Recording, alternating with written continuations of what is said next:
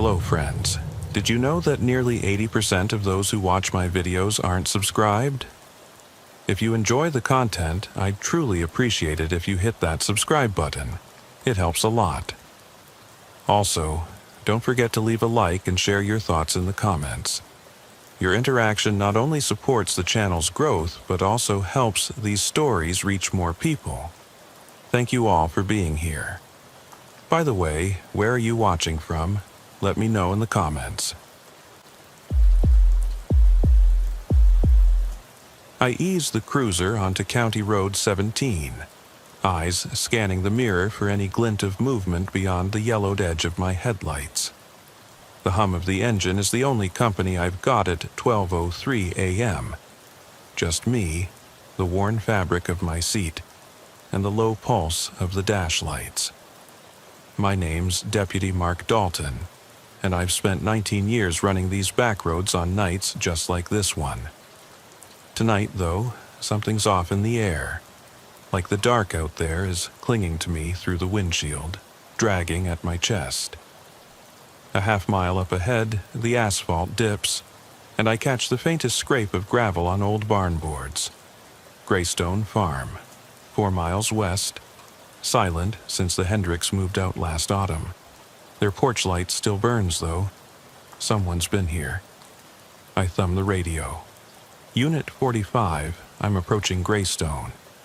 No panic in the tone, just the facts. Over. Static crackles back. I kill the engine and step into the hush. The gravel underfoot rolls under my boots, and the dip of the road feels deeper in the dark. I shine the patrol beam at the farmhouse. The front door stands open, slung off its hinges. I keep my hand on the grip of my flashlight and call once more. Sheriff's Department. My voice bounces off clappered walls swallowed by the night. Inside, the kitchen's a mess of overturned stools and broken glass. The smell of sour milk hits me, sharp as a slap. I move slow, each breath loud in the silence. Flour dust floats in the beam. The pantry door is splintered, grain sacks torn open. I find her by the sink. Mrs. Hendricks tucked against the counter, chin trembling. She looks as if she's seen the devil himself. Eyes wide, she whispers, "Something in the vineyard." I nod, button my vest, and follow her gaze to the back door. The porch light cuts a pale circle of safety, and beyond it, the rows of grapevines stretch into nothing. I step out, radio clipped to my vest, dispatch any units close by. Nothing but static. I shine my light onto the first row, leaves rustle without wind. Heart pounding, I call again. Greystone Farm, vineyard, checking. The beam slices through the darkness. At the far end, between two gnarled trunks, there's a shape. It doesn't move. My gut clenches. I take 2 steps forward, snap, something in the underbrush. I catch movement. A pale flash as though someone turned a mirror on me. I hoist my flashlight higher. The shape's gone, but footprints mar the soft earth, dragging toward the tree line. I crouch, wipe the beam across the soil. No torn shoe, just bare prints, toes splayed like someone stepped in fear, then back again. No retreat, only a loop. I rise and point the beam at the rows, nothing but shadows. The night is patient, unhurried. I call for backup again, voice tense. Unit 45 needs assistance at Greystone. Possible trespasser, panting on the run. Still, nothing but the beat of my own pulse in the radio. I move along the row, senses taut. Then I hear it. A slow, rhythmic scrape, like claws on wood, coming from the old tool shed behind the garage. My light whips around.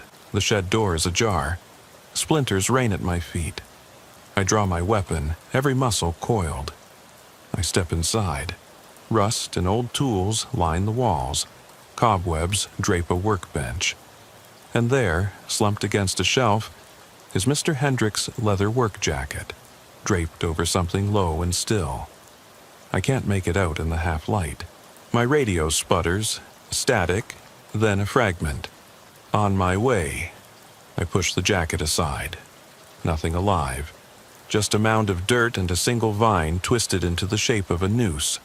I shiver and back out, sealing the door with my boot. Above me, the moon shines, small and distant. I turn toward the vineyard, expecting to see movement, but it's empty. Back in the cruiser, I lock the doors and check the time. 12:27 a.m. I dial dispatch. Unit 45, clearing Greystone. No sign of suspect. Moving to last known point. Highway 47, rest stop. I gun the engine and peel back onto the road, the county sign rolling past. Welcome to Mercer County. Under it, a hand-scrawled note nailed to a post reads, "Beware the Watcher." I lean forward, squinting. There's no one around. Just that note, flapping like an unspoken threat. By 12:45, I'm at the rest stop.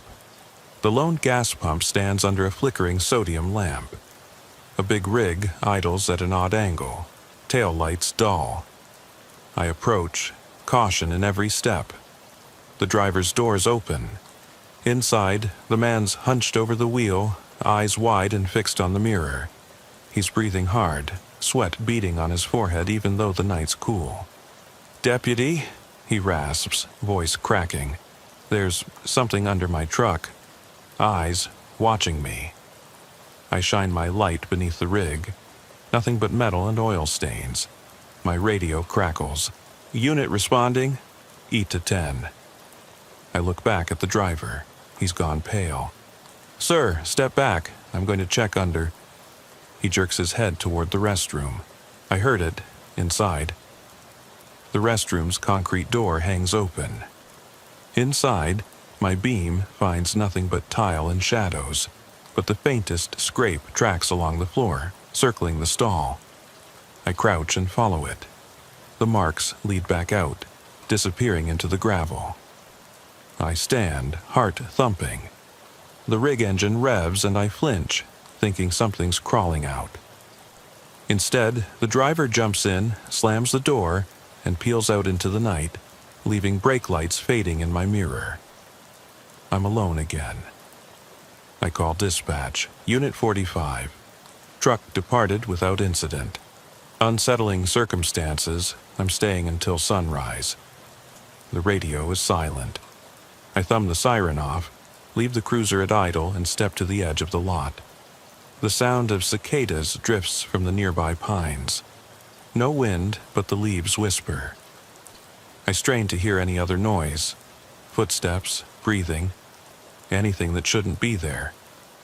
At 1 a.m., my stomach knots when I realize I've gone 3 calls without backup. At 1:12, I get a page. Unidentified 911 tip. Farmhand reports muffled crying from soybean fields 600 yards east.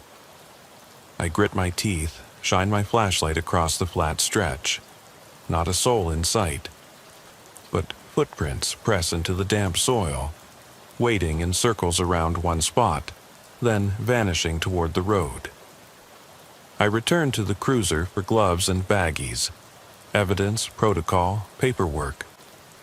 But as I lift the door handle, my light outward catches a figure standing just beyond the beam. I freeze. It's tall, gaunt, shoulders hunched, head tilted as if listening. There's no face, just a void of blackness between shoulders. It doesn't move. It might be wood, but the air around it hums. My breath catches. I call out, "Hey, Mercer County Sheriff's Department." No answer but a soft crackle, like radio static passing through skin.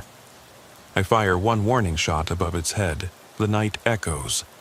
When I lower the weapon, the figure is gone. Not in the field, just gone. No footprints, no disturbance. Only silence. I back into the cruiser, lock the doors, and stare out the window. The soybean rows sway, indifferent. At exactly 2:04 a.m., I hit the mic. Unit 45, ending shift. Camera rolling. Something's off county-wide. I'll be in at dispatch in 30.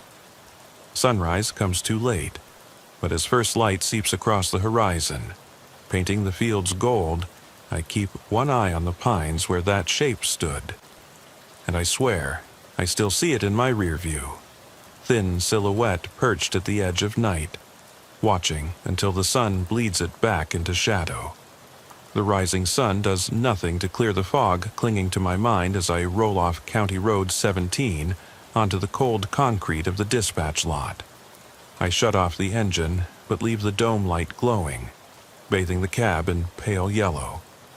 I rest my forehead on the steering wheel and press my fingers to my temples, tasting the bitter tang of adrenaline in my mouth. My uniform feels stiff where the night's chill still clings to it, as though the darkness seeped into the fibers. At 2:35 a.m., I climb out and tug the cruiser door closed, its lock thunking shut behind me. The station building looms ahead, brick walls and narrow windows dark except for a single lamp over the entrance. I step inside, boots echoing in the vestibule. The deputy at the front desk glances up, bleary-eyed. He's been here since God knows when, probably all-night fielding calls. I drop my gear on a chair by the console. Before I can speak, the dispatcher's voice crackles. Through the speaker, Unit 45. We've got another 911 hang-up from the old Willow Creek Bridge. Caller heard only breathing, then click. Coordinates sent. Over. I rub my jaw. Willow Creek Bridge, 3 miles south. A wooden span arcing over a shallow creek. Anything to keep deputies busy tonight. I grab my flashlight, gloves, and spare magazine. No backup en route yet, so it's on me. Outside, the mist still hovers over the asphalt, condensing into droplets on my jacket. I jog to the cruiser, start the engine, and peel away. My headlights slice through the haze, illuminating dewy grass at the roadside. At 2:48 a.m., I turn onto the narrow approach to the bridge, its guardrails rotted, boards worn slick by years of damp. I park 50 feet out, kill the engine, and step onto the bridge. The wood creaks beneath me. Beneath, the creek gurgles like a half-forgotten lullaby. I sweep the beam across the far end. Nothing but floating leaves and the glimmer of water. No sign of footprints on the planks, though I know moisture can wash them away. I press the mic. Unit 45 on scene. No lights, no movement. Silence. Then the dispatcher replies, "Stay alert." Caller ID traced to a burned-out farmhouse 200 yards west. I glare over the edge. Through my light, I see only broken boards and moonlit water. I turn toward the farmhouse. Charred timbers riddle the walls. Roof collapsed. The smell of smoke lingers, acrid and familiar. That blaze happened last month. Sight of a family tragedy I never fully bought. A 2-year-old girl caught in the fire, parents found unconscious inside. The state police ruled it accident, but I always wondered why no deputies were called until hours later. I drop to my knees, dragging my hands across the planks, searching for scrap of fabric, a foot, anything. The wood is damp, grains rough on my palms. My light catches a folded scrap of paper wedged between 2 boards. Someone placed it there. I slide it out, a crude sketch of a silhouette. Tall, hunched shoulders, no face, and beneath it the words, "They wait." My breath catches. I slip it into an evidence bag, heart hammering. I sweep the light across the far bank. There, footprints in the soft earth, leading into the field. 2 pairs. One large, heavy boot tread, the other smaller, narrow. They march away from the bridge in perfect parallel, as if 2 people walked side by side. No return path. I stand, following them. They cut diagonally into the wheat field, each step flattening stalks. A breeze ripples the crop, hushing underfoot sounds. I follow until the prints disappear, then stand in the yellowing stalks, chilled through my shirt. I raise the light, searching. Nothing. No voices, no breathing. My own breath fogs the beam. I crane my neck toward the horizon. Where the field ends, hills slope into dark woods. All I can see are the tops of trees, not quite real in the dawn gloom. I lace my boots and return to the cruiser. The engine coughs to life. I dial dispatch. Unit 45 collected note at Willow Bridge, proceeding to burn site for area search. The dispatcher acknowledges. I head back the way I came. Each bump over the bridge jarred into my shoulders. At 3:15 a.m. I arrive at the old farmhouse. Its skeleton black against the sky. I kill the engine and step out, slipping on gloves. I shine my light inside. No bodies, no alive. But on the crumbly hearth I spot muddy footprints, different from the bridge. These head toward a collapsed wall, then vanish into the smoke-dark interior. I crouch, slide the beam upward, scratching marks on a scorched beam, low enough a child might reach, curved scratches like someone clawed the wood, leaving ragged arcs. My pulse picks up. I radio, voice low, received at farmhouse. Could be juvenile prints too, sending coordinates. No response but static. I stand, feeling watched. My beam finds the collapsed wall leading to what used to be back room. I step through, shards of insulation clinging to my pant legs. The smell of char and dust caked in every surface. I hear it then, a soft sob. Behind a fallen rafter, a small form huddles. I freeze. Deputy? A girl's voice, faint. I dart forward and clear debris. A child, maybe 10, dirty and shaking. I scoop her up. Hey, it's okay, you're safe now. Her eyes are wide saucer black. Pupils enormous in the flashlight glare. She stares past me, into the beam, beyond. Where are your parents? I ask, scanning the rubble. She doesn't answer. Instead, she points deep in the back. Through a gap in the boards, I see darkness where no room should be. I hear a scraping echo, slow, dragging metal on wood. I shine the beam. Behind a partition, a rusted doll stroller lies on its side. One wheel spins, squealing faintly. I swallow. Stay here, I murmur. But when I turn back to guide her out, she's vanished. No footprints in the dust, no rustle of clothing, nothing. Only the stroller wheel stops. My radio bursts to life. Unit 45, we have multiple calls. Reports of screams near Willow Creek Campground. I bite back a curse. The campground, half a mile from here, and it's occupied tonight for a youth retreat. I start the cruiser, wheels spinning on gravel, and tear toward County Road 9. Headlights slice through the trees as I pull into the campground entrance. Tents lined along a dirt road, campers clustered at a fire pit. None look at me, each face pale, eyes downcast. The director runs up, voice shaking.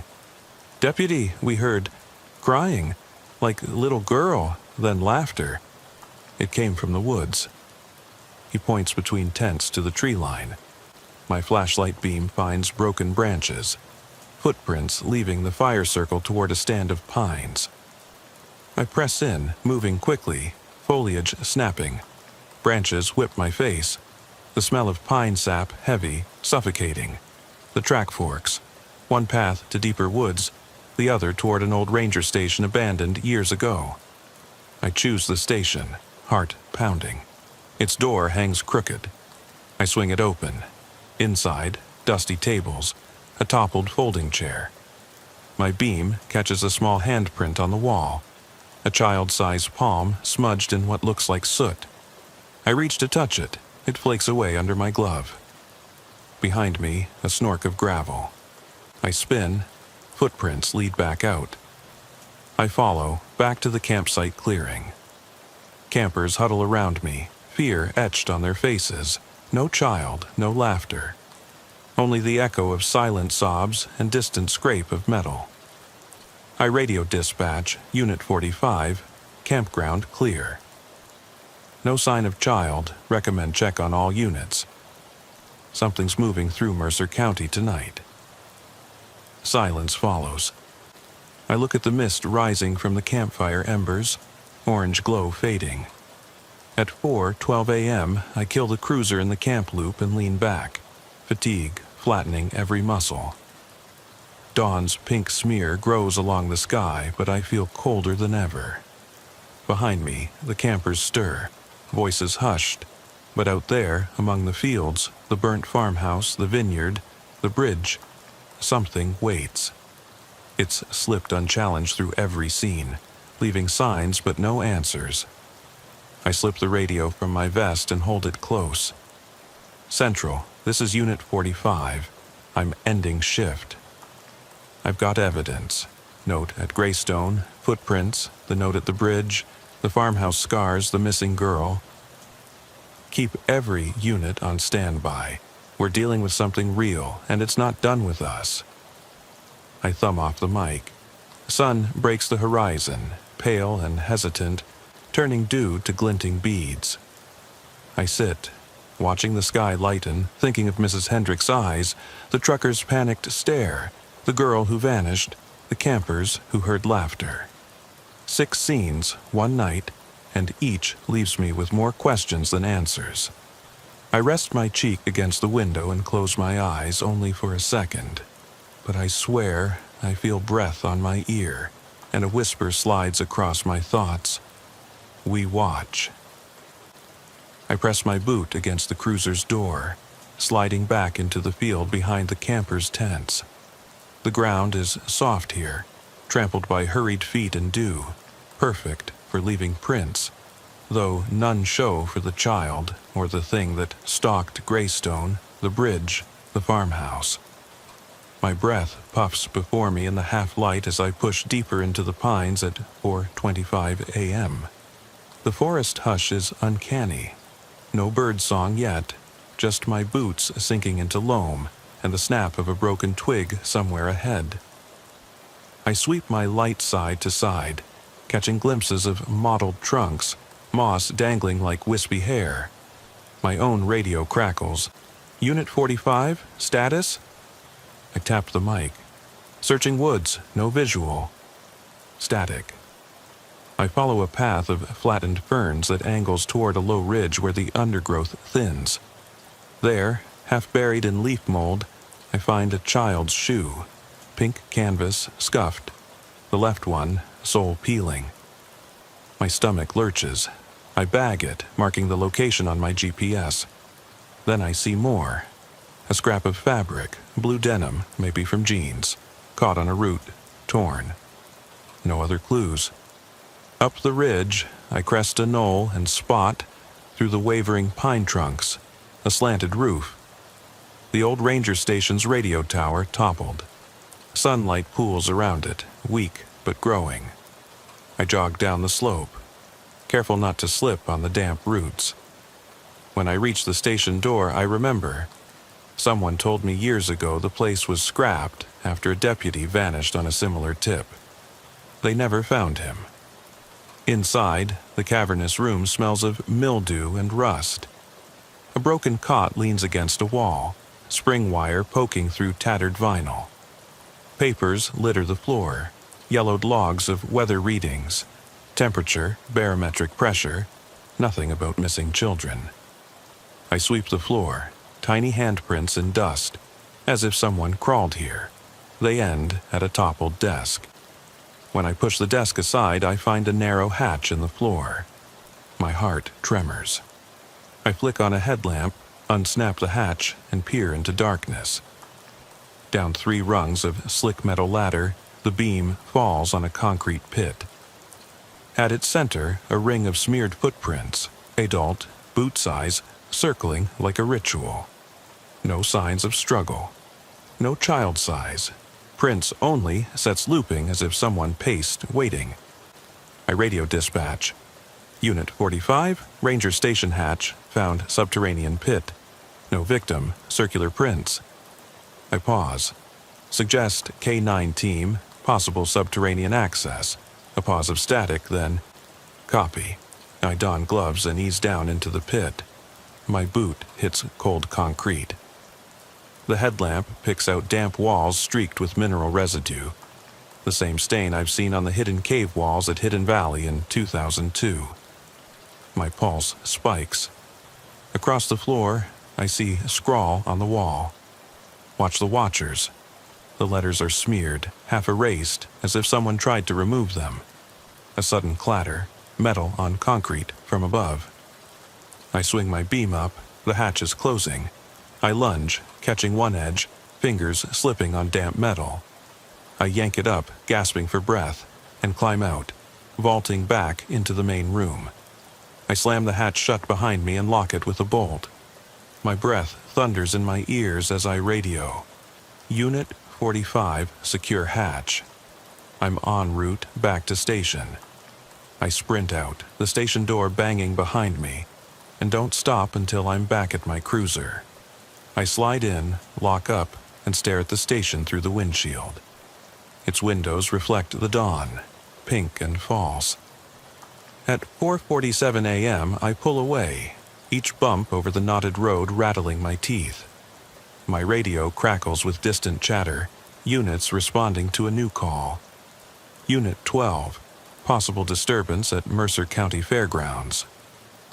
I grip the wheel. I know where that is. A mile from Greystone, where a traveling carnival set up last week. I gun the cruiser and head west. The sun peeks over the treetops, but I feel as though I'm driving into night. Because out there, in fields, woods, barns, bridges, stations, it's never been daylight for what's stalking Mercer County. And I'm the only one who's seen footprints in every place, smelled stale grain, heard scraping on wood. I radio Central. All units, stay in pairs. Request K9, SWAT on standby if necessary. Something's hunting us. My words hang in the static. I don't know what it wants. Only that it wants us to search, to chase, while it slips away unseen, leaving us more questions. The mangled shoe, the smeared note, the hollow pit. As the highway stretches ahead, I glance in the mirror. The world behind me looks normal. Trees, fields, morning sky. But I know the truth. Shadows linger where sunlight can't reach.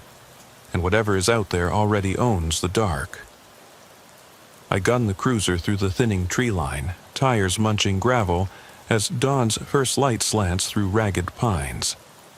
County Road 17 stretches ahead, damp ribbon through fields that already bear witness to my night's pursuit. At 4:55 a.m., I punch the mic. Unit 45 en route to Mercer Fairgrounds. ETA 2 minutes. My fingers drum the steering wheel, heart tangled in adrenaline and exhaustion. The fairgrounds loom at the edge of town. Rusted Ferris wheel carriages still swinging in morning breeze. String lights limp above booths that slept through their first crowdless night. I kill the engine and step onto fresh asphalt, the smell of fried dough from yesterday's concession lingering in the air. The midway is deserted, save for carnival wreckage, tipped popcorn carts, a lone stuffed bear impaled on a nail, balloons deflated at the base of a crooked ticket booth. My flashlight beam glides over broken chairs and hay bales strewn across the entrance. At the far end, the lumberyard ride platform stands half tear down, boards pried loose, nails twisted out, as if something ripped its way past. I slip gloves on, eyes locked on the chute where patrons would have exited. No prints on the platforms, but the support beams bear glittering scratches. Long arcs scraped horizontally through peeling paint. I reflexively swipe at my collar. The cold metal of my badge feels sweaty beneath fabric. I radio, Unit 45 at Fairgrounds. Unsure of disturbance, grounds torn up, no signs of people, nothing alive. Static hisses back. I venture deeper. The carnival's game booths form a gauntlet. Ring toss frame bent, water gun targets smashed, darts dotted with rust. I shine the light on a row of glass bottles. Half cracked, labels intact. On the back counter, a row of soda cans skewered through the tops. Foam dried brown on the ledge. The wind sighs between booths, rattling banners overhead. Each banner carries faded slogans. Win a prize. Step right up. But no cheer, just a lingering hollow. A sudden clatter slams behind me, metal on metal, and I whirl. My light volleys across the lot, nothing but long shadows. I swallow and step forward, boots crunching around broken popcorn kernels and confetti bits scattered like bloated snowflakes. Then I catch movement at the dunk tank. The clown target post swings gently, though no one's pulled the lever. I shine the beam. Water ripples in the tank, undisturbed but for one lone rubber duck floating at center. My breath freezes.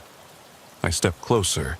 Ripples expand in concentric rings, though the air is still. Dispatch, I murmur into the mic, voice taut. Something's messing with me here, rubber duck floating itself. I don't wait for an answer. I raise the light to the backside of the booth. Painted boards show 2 small handprints in dried mud. Child size, fingers splayed like prayer. I crouch, tracing the imprint with gloved finger. The mud flakes under pressure, revealing a streak of red beneath. I shine my beam on the floor. A smear of crimson, not mud, trailing toward the back exit of the tent. I back out, stepping away from the booth, heart slamming. Unit 45, possible blood at dunk tank, requesting med unit. Silence. I jog around the side of the tent, exiting onto the midway again, swinging the light across the skyline. At the end of the lane, the tilt-a-whirl platform tilts askew, carts locked in place, rusted wheels. I approach the entrance ramp. Footprints lead into the carriages, heavy boot treads imprinted in loose straw used to pad the floor. I shine the beam inside. No bodies, no discarded clothing. But on the steel floor, a single white glove lies splayed, fingers curled. It's adult size, the cuff smeared with the same dark red smear I saw by the dunk tank. My pulse stutters. I drop to one knee, bag the glove, and stand, light trembling in my hand. The amusement rides groan in silent protest as the breeze picks up. I realize I haven't breathed in a moment. My lungs ache. Ahead, the Ferris wheel creaks, gondolas swinging like pendulums in an empty clock. I shine my beam upward. One gondola tilts out of line, hanging low, its door ajar. The wheel should be locked, but it's moving, creeping around the frame at a pace too slow to call rotation, more like a breath that shapes the night. I take a cautious step forward, radio in my hand, and call out, Unit 45 to all units. Check Ferris wheel. Possible disturbance. My voice echoes, swallowed by open sky. I climb the access stairs to the platform. Each step creaking under weight, metal flaking away. At the top, the boarding area is littered with rotted straw, child's dessert, spilled soda, popcorn. I shine into the gondola, nothing but rat droppings and a single child's doll sitting upright on the bench. Its eyes dull, hair matted. It's a porcelain doll in a frilly dress, unscathed by the gore around. I reach to grab it, but the moment my glove touches the doll, the wheel shudders. I spin away, nearly losing my footing as the ride lurches, creaking like wounded bone. I scramble down, jab at the mic. Unit 45, Ferris wheel moved. I repeat, wheel moved on its own. Exiting area. I sprint down the stairs and skid on loose gravel, light beam bouncing. When I reach the ground, the wheel halts, silent as an abandoned shrine. I vault into the cruiser, heart a jackhammer. My radio springs to life. Unit 45. Status? Dispatch demands. I'm pulling off site, I pant, backing to station. I gun the engine and peel out, tires squealing on pavement. The air in the cab is thick. Hot breath on neck. As I speed away, I glance in the side mirror. The carnival recedes, Ferris wheel still. Dark shape cut against the awakening sky. I swear I see figures standing among the booths, tall, hunched shadows watching me depart. Then they vanish, lost in sunrise. I punch the mic. Central, override, scrub all remaining units. I'm the only one looking tonight. My voice shakes. Something's using Mercer County's forgotten corners as its playground. It's testing response times, footprints, notes, but never stays long enough to be caught. Sunlight floods the windshield, bright as accusation. I lean back, clutch the wheel, and close my eyes for just an instant, only to jerk them open when I feel a breath behind my ear and a whisper. Playtime's over. I don't slow down, I don't look again. And I don't know if I'll ever feel safe on County Road 17, because somewhere out there, in the debris of night's carnival and every other scarred scene, something watches, waits, and moves on, always just beyond reach. I don't remember exactly when the sky turned steel blue, only that the cruiser's dashboard clock blinked 5:12 a.m. as I tore out of the fairgrounds, tires spitting gravel onto County Road 17. My pulse felt like it was hammering through bone. Every beat a reminder that I was alive, and that whatever had stalked 3 scenes now 4 had come too close. I didn't bother radioing dispatch again. Any call would sound insane. Instead, I aimed for the station, the promise of daylight and uniformed faces, something solid to lean on. The miles crawled under my wheels. Wheat fields on both sides shimmered in that pale dawn like restless spirits. The hills beyond Mercer looked tranquil, but I knew better. By the time I spotted the station's brick facade, the sun had fully breached the horizon, washing the front lot in a flat pink light. I killed the engine, panting. Sweat cooling on my neck despite the cold air pouring in through the cracked window. I peeled off my gloves, leaving clumps of dirt and dried grime behind, and stepped out. Inside, the front desk was empty. The deputy I'd expected to relieve me was apparently still in the locker room. The station smelled of stale coffee and mildew, the same dank aroma from every late shift. I flicked the hall lights on, grabbing a bottle of water from the vending machine. My hands shook as I twisted the cap. I pressed the bottle to my lips and tilted back, letting the cool liquid flush away some of the dryness in my throat. But the walls felt too close, the ceiling too low. I was still out on those roads, out in the darkness. I headed to booking to dump the evidence.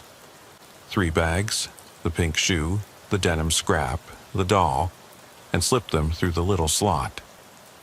The clatter of each bag landing in the processing room sounded like a tomb closing. I shouldered through to the locker room, sweating in my uniform, boots feeling heavier than ballast. I stripped into jeans and a t-shirt, strapping my service weapon into my belt before leaving it on the locker row. At 5:25 a.m., I poked my head into the lieutenant's office. He was behind his desk, printing schedules. He looked up, bleary. "Dalton, you're off. Get some coffee, then write up your reports." He rubbed his eyes. "Rough night?" he asked, glancing at me. I forced a nod and a polite shrug. "Quiet, mostly." He didn't push. He never did. He just returned to the printer. I exhaled and leaned against the doorframe, heart still knotted. I needed another look at the maps, coordinates of Greystone, the rest stop, Willow Bridge, the farmhouse, the carnival, to connect the dots before my brain shut off completely. In the records room, I pulled the large county map off the wall and unrolled it on the conference table. Little pins marking each call. They formed an uneven arc through the western precinct, like a crooked smile carved in red. Between each, the radius of my cruiser's headlights at night. Just enough overlap to follow, but never enough to catch. I traced the line with my fingertip. 4 sights, 4 unexplainable disturbances, 4 near misses. I marked a 5th pin, the ranger station's hatch. They all pointed here, to the center of Mercer County.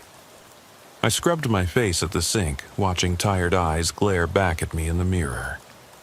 What the hell did I chase? I thought of the things I saw. The hunched shadow in the vineyard, the pale shape under the crane, the looping prints in the station pit, the laughter in the campground, the rusted carnival carriages. Nothing human moved like that. And yet, every scene left behind pieces of our world. Footprints, handprints, notes. Evidence that something wanted to be found, wanted to be known. Half a pot of coffee and 3 pages of scribbled notes later, I was filing the preliminary reports. My pen felt leaden. I wrote clinical descriptions.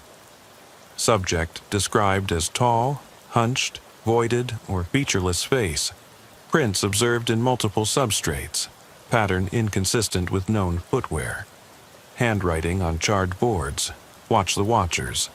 No suspect located despite positive evidence. The words lay flat on the page. They did no justice to what I felt in my bones. At 7 a.m., the radio in the lieutenant's office crackled to life. All units, be advised. A dispatch from the Highway Patrol. Reports of a disabled vehicle on Route 22, just east of County Road 17. License plate matches the girl's mother's car from that burn site. My heart froze. He looked up. "That's Officer Reynolds's file," he said. "You know that case? The little girl who vanished in the farmhouse blaze. Her mother's SUV was a blue Honda CR-V. The burn site was supposed to be clear. Yet here it was on still active plates. And now it was stopped on the highway. Put a unit on it," I said, voice hollow. I recognized the case. Turned accident after the fire. No witnesses. They'd closed it. But someone, or something, could have planted that car as another breadcrumb. Something was baiting law enforcement, dragging us through each corner of the county like blind mice. I grabbed my jacket and ran to the cruiser. The lieutenant barked, "Unit 45, you're not..." But I closed the door. I felt compelled, as if the road called me. I stomped the pedal, pulling onto Route 22, deserting the precinct. The hours of paperwork and coffee evaporated into one purpose: get to the car. At 7:12 a.m., I rounded the bend onto County Road 17 and saw it, gleaming blue under the morning sun, hazard lights blinking twice every 3 seconds. No tire tracks in the soft shoulder, just that CR-V sitting at an angle. I killed the engine and grabbed my holstered flashlight. The world was quiet again, too quiet.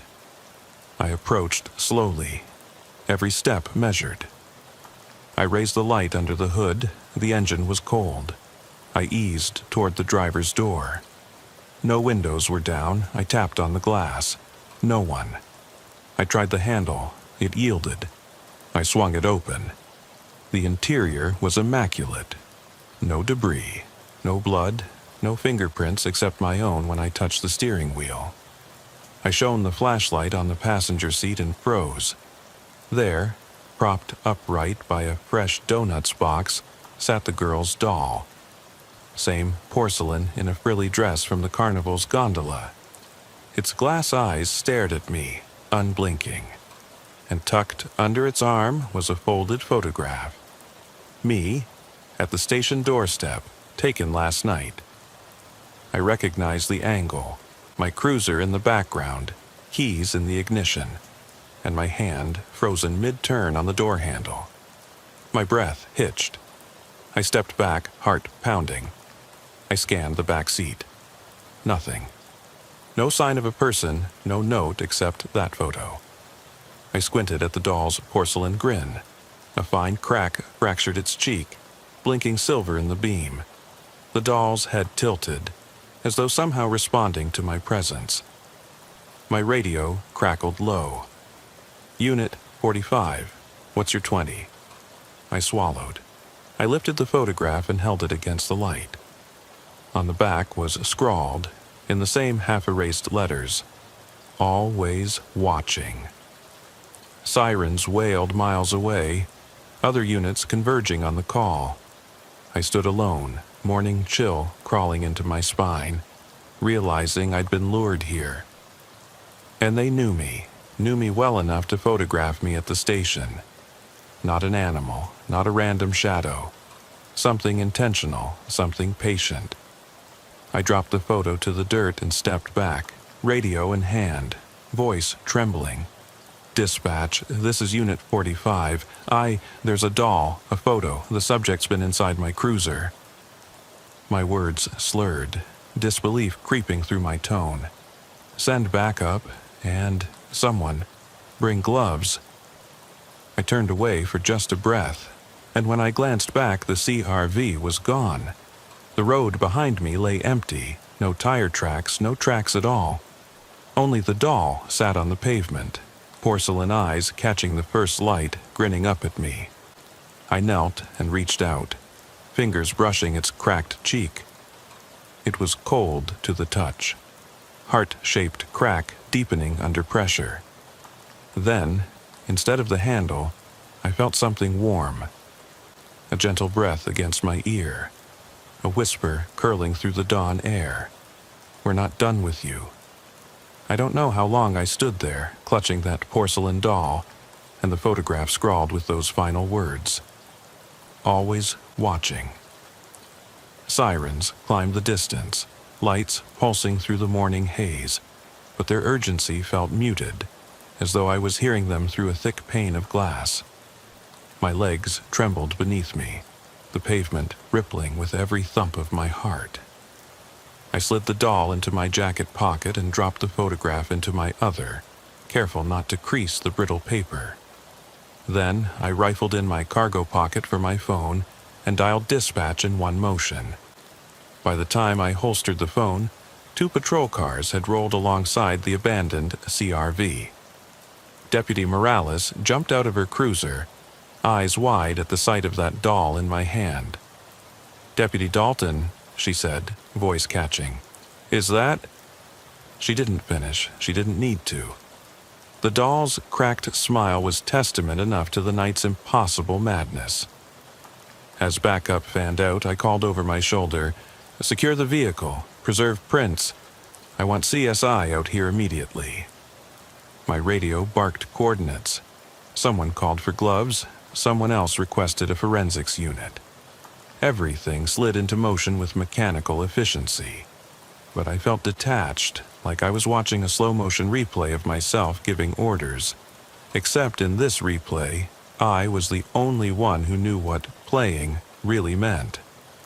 I crossed to the driver's side and pressed my gloved finger against the glass. No fingerprints besides my own.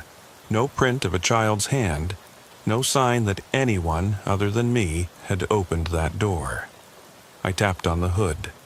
The engine bay was cold and untouched. When did someone place the doll there? Who snapped that photo? Did they follow me from scene to scene, stepping just beyond the beam of my light until I rolled away? It felt personal, tailored, as if every detail had been calculated to break me. At 7:35 a.m., the forensics techs arrived in white vans. They spread chalk outlines around the doll, dusted for prints, bagged samples of that smear of red atop the glove and across the carnival remains. I watched them work, preserving artifacts of terror. But the doll and photograph were mine to carry. Evidence that this was no random spree of prank calls or prank shadows. It was deliberate, intimate, stalking. I rubbed my eyes and leaned against my cruiser, the metal cold and unyielding. "What do we have?" I asked the lead tech, who looked up from his kit, face pinched by unspoken dread. "Not much," he said. The photo print's clear. Doll has traces of soil, matches the pit at the ranger station. Blood smears human, but too degraded to type on scene. He snapped a latex glove and bagged the sample. We'll run it through the lab. The doll, fiber analysis will tell us if it's from the carnival or something else. But everyone else vanished. No sign of a body, no footprints leading away. His words confirmed my suspicion. It wasn't about bodies. It was about the hunt, the chase, the breadcrumbs left to draw attention. I exhaled, cold and ragged. They'll get the lab results, track the photo metadata, re-examine security footage from the station. But I knew they'd find nothing definitive. Only fragments, mystifying clues. I turned toward my cruiser, ready to leave this godforsaken spot behind. That's when I heard it. A light tap-tap-tap on the rear window. I nearly dropped my coffee as I whirled around. 2 steps back, I leveled my flashlight at the glass. There was nothing, no silhouette, no handprint, no reflection. Yet the window bore 3 faint scratches in the shape of an upside-down triangle. I knelt and ran my gloved fingertip over them, deliberate, shallow gouges, still warm as if etched by fingernails not long ago. "Someone's here," I muttered, voice low. I tapped my mic. Unit 45. Possible suspect still on scene. Rear window damage at the CV. I swung the beam over the rear of the CRV. Nothing but the swirl of early morning traffic down the county road, and a lone crow perched atop a telephone pole, head cocked. It squawked once, then glided away on broad wings. I radioed for an extra perimeter, then bent to examine the adjacent pavement where I'd set my glove down earlier. I expected to see rub marks or scuff lines, but instead a single footprint, kid-size, but twisted at the heel as though the foot had stepped, then pivoted on itself, flat sole pressed wide, toes splayed like a star. The impression led directly toward the tree line at the roadside, then vanished into a clump of tall grass without bending any stalks. My breath caught. I flicked my light into the grass. Dew spattered like droplets of red. I leaned forward to part the stalks, then froze as the beam caught a pair of eyes. Dull blue orbs set into a face I couldn't clearly see. I blinked, raised the light, but there was only empty grass, wet with morning mist. I stood, heart pounding, voice tight. "Come on out," I said. "We can do this easy or we can do it hard." Silence. The grass swayed, untouched by wind. Then the underbrush behind me rustled, soft footsteps slipping away. I pivoted, found the path trodden away, prints no deeper than a whisper. My radio screamed with activity. Dispatch, forensics, backup converging. But my focus narrowed to that spot between grass and road. I knelt again, bagged that footprint. It was too small for my boot, too large for a toddler. It would puzzle the lab, no match in any database. I straightened and brushed my pants, turning to get back in my cruiser when I caught movement in the rearview mirror. A figure stood 12 feet away, just off the pavement. Tall, hunched shoulders, head cocked to one side like an inquisitive crow. I flicked on my brights and swept the beam across the shape. It shimmered, outline wavering as if seen through heat haze, skin the same dull gray as fog. No face, just empty shadow beneath a baseball cap pulled low. The figure raised a hand and tapped its thumb and forefinger together in a mocking salute. Then it melted into the pre-dawn gloom, slipping between telephone poles as though the night itself opened a passage. I stood, boots rooted, until the last shimmer faded. Only the road remained, and the doll's porcelain eyes in my pocket, staring ahead at nothing. Sirens grew louder as units arrived. Morales jogged up, breath puffing clouds. "Did you get it?" she asked, eyes bright. I shook my head, voice flat. "Number. But we've got prints, damage, a photo, and a doll. It's all we'll find. Again." She frowned. "What now?" I swallowed, chest tight. Now we wait for the lab. Then we do it all over. Combing fields, barns, bridges, fairgrounds, ranger stations. We chase shadows while it watches us scatter. I slipped into the cruiser, radio in hand. As I closed the door, I caught sight of that small, irregular shoe print in the grass where the thing had stood. It was fading fast in the dew, edges slurring. I wondered if it would still be there when we returned. More likely, it would vanish by sunrise. I flipped off the brights, killed the ignition, and sat in silence, the engine's warmth fading around me. My phone buzzed. Another lab notification. I checked the screen. Sample analysis complete. I tapped it. The message read, photograph metadata. Image created locally. Doll fibers. Cotton from emergency blanket given to victims at Greystone Farm. Dated 2015. Footprint mold, unknown pattern, no human match. I stared at the results, sweat cooling on my neck. Cotton from an old disaster kit given at the first scene. Greystone, 10 years ago. Emergency blanket. A souvenir from where this had all begun.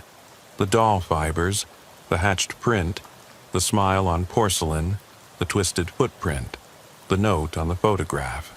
All connected back to the night I first rolled up on that broken farm door. Every clue tracing back to me, tailored to my memory. I slumped forward in the seat, mind racing. The pattern was clear. This had been planned for me from the start. A decade-long game. A stalking that began with a simple panic alarm and ended, for now, with a photograph. But I knew better. It wasn't over. The whisper in the station, the breath on my ear, the silhouette in the fairgrounds, they were all messages. Invitations, even. And I was complicit in letting them unfold.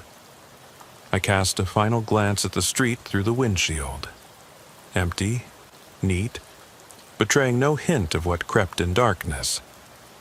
Then I flicked off the dome light, leaving the cabin in gloom. I drew my weapon from the belt, flipped the safety off, and pressed my helmet lamp to my chest. In the shallow beam, the doll's cracked face looked up, its eyes glinting with intent. I exhaled, pressing my forehead against the cool glass. And then I heard it again. A soft tap, tap, tap, this time on the roof of the cruiser. 3 taps, deliberate, punctuated. I lifted my head, heart ascending my throat, and stared into the darkened cabin. No door moved, no window shifted. Yet the tapping persisted, echoing from above as if the ceiling itself had fingers. I reached up, hand trembling, and pressed against the metal. It felt solid, unbroken. The taps stopped. Silence returned, dense, heavy, final.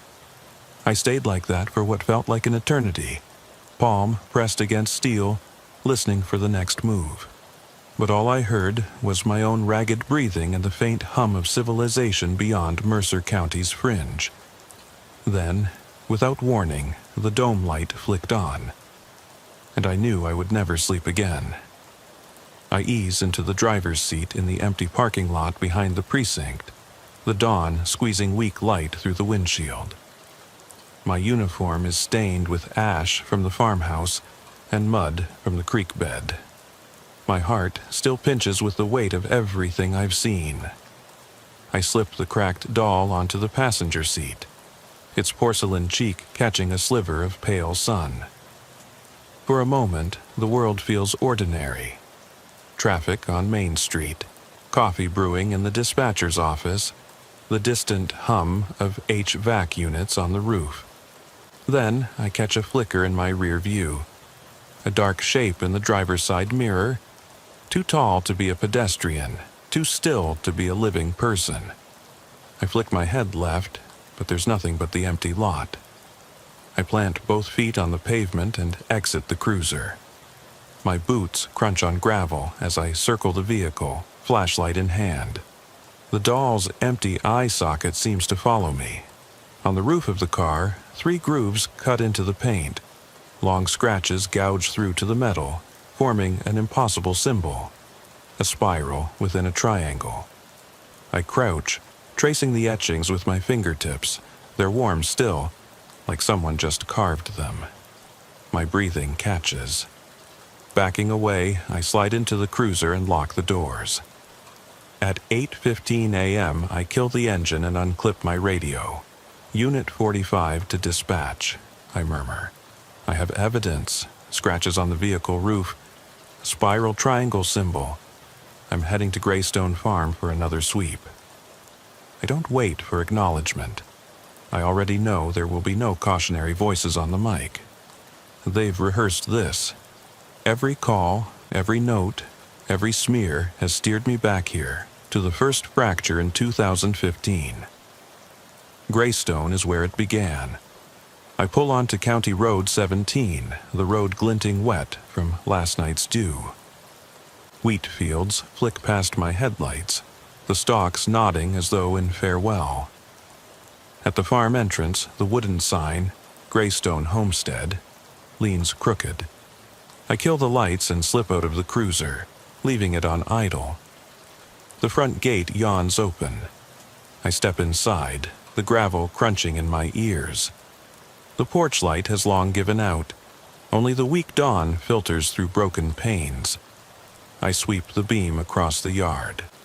Shattered pottery from a flower pot litters the steps.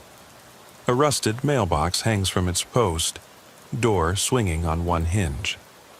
I follow footprints imprinted in damp earth, my own from last night, and find new ones. A single set of boot prints, adult size, trailing toward the cornfield. Inside the doorway, the floorboards creak under my weight. I pass through the kitchen, past the splintered pantry door, and push outside through the back exit. The vineyard has been mowed back since Hendricks left, but the rows of stumps still stand, gnarled teeth in the dirt. I weave between them until I reach the tool shed. Its door is off the hinges again, swaying in the breeze. I flip my light inside. No jacket this time, just a scattering of screws on the workbench and a scrap of emergency blanket cotton caught in a nail. My fingertip brushes the cotton, same fiber found in the doll. A shiver crawls up my spine. I turn to leave but catch the corner of the shed wall. Dark letters, freshly painted red, "We watched." No echo of footsteps, no direction, just those words. My stomach lurches. I step back as the phrase seems to warp under the beam. Behind me, the horizon presses a bar of red sunlight against the pines. I race back to the cruiser, heart pounding, and barrel down County Road 42 to Hidden Valley Road. At 8:42 a.m., I park at the trailhead where the hiker found the campsite in 2002. The ground is overgrown now. The two-person tent's metal scraps lie tangled in vines. I duck under blackberry brambles, following old animal paths that lead to the collapsed entrance of the hidden cave. The door seam, once so well camouflaged, gapes open now, black and inviting. My flashlight beam skitters across rough-hewn walls, chemical stains still glistening in patches. I follow the narrow tunnel until I reach that larger chamber where microscopes once stood. Empty tables sag under years of dust. Restraint hooks rust on the floor. I kneel and touch the concrete slab where Dr. Reeves's examination table stood. The cold stone hugs my palm. A pattern is smeared here, finger-smudged lines forming the same spiral triangle symbol from my cruiser's roof. My breathing shudders, and I stumble back. In the tunnel mouth, a thin sliver of daylight. Someone has wedged a board against the opening. I shove it aside. Fresh footprints press in the dust, one large, one small, slanted in a perfect loop back to the chamber. I duck back inside to check. The smaller prints are child size, toes splayed. The larger match my own boot's tread. They circle the empty lab, as if two figures paced, waiting. I flip on my headlamp and sprint back to the cruiser. The photograph slips from my jacket pocket, fluttering to the floorboard. I snatch it up. Me on my front porch, me at the carnival, me by the bridge, and now a new image, a snapshot of this tunnel entrance, freshly taken, time-stamped just minutes ago. I slide it into my pocket and tear out on the gravel track. At 9:05 a.m., I turn onto Highway 83, phone pressed to my ear. "Lieutenant," I breathe. "It's back. I found fresh prints in the hidden lab. It's been here, inside, waiting, and I have the photograph."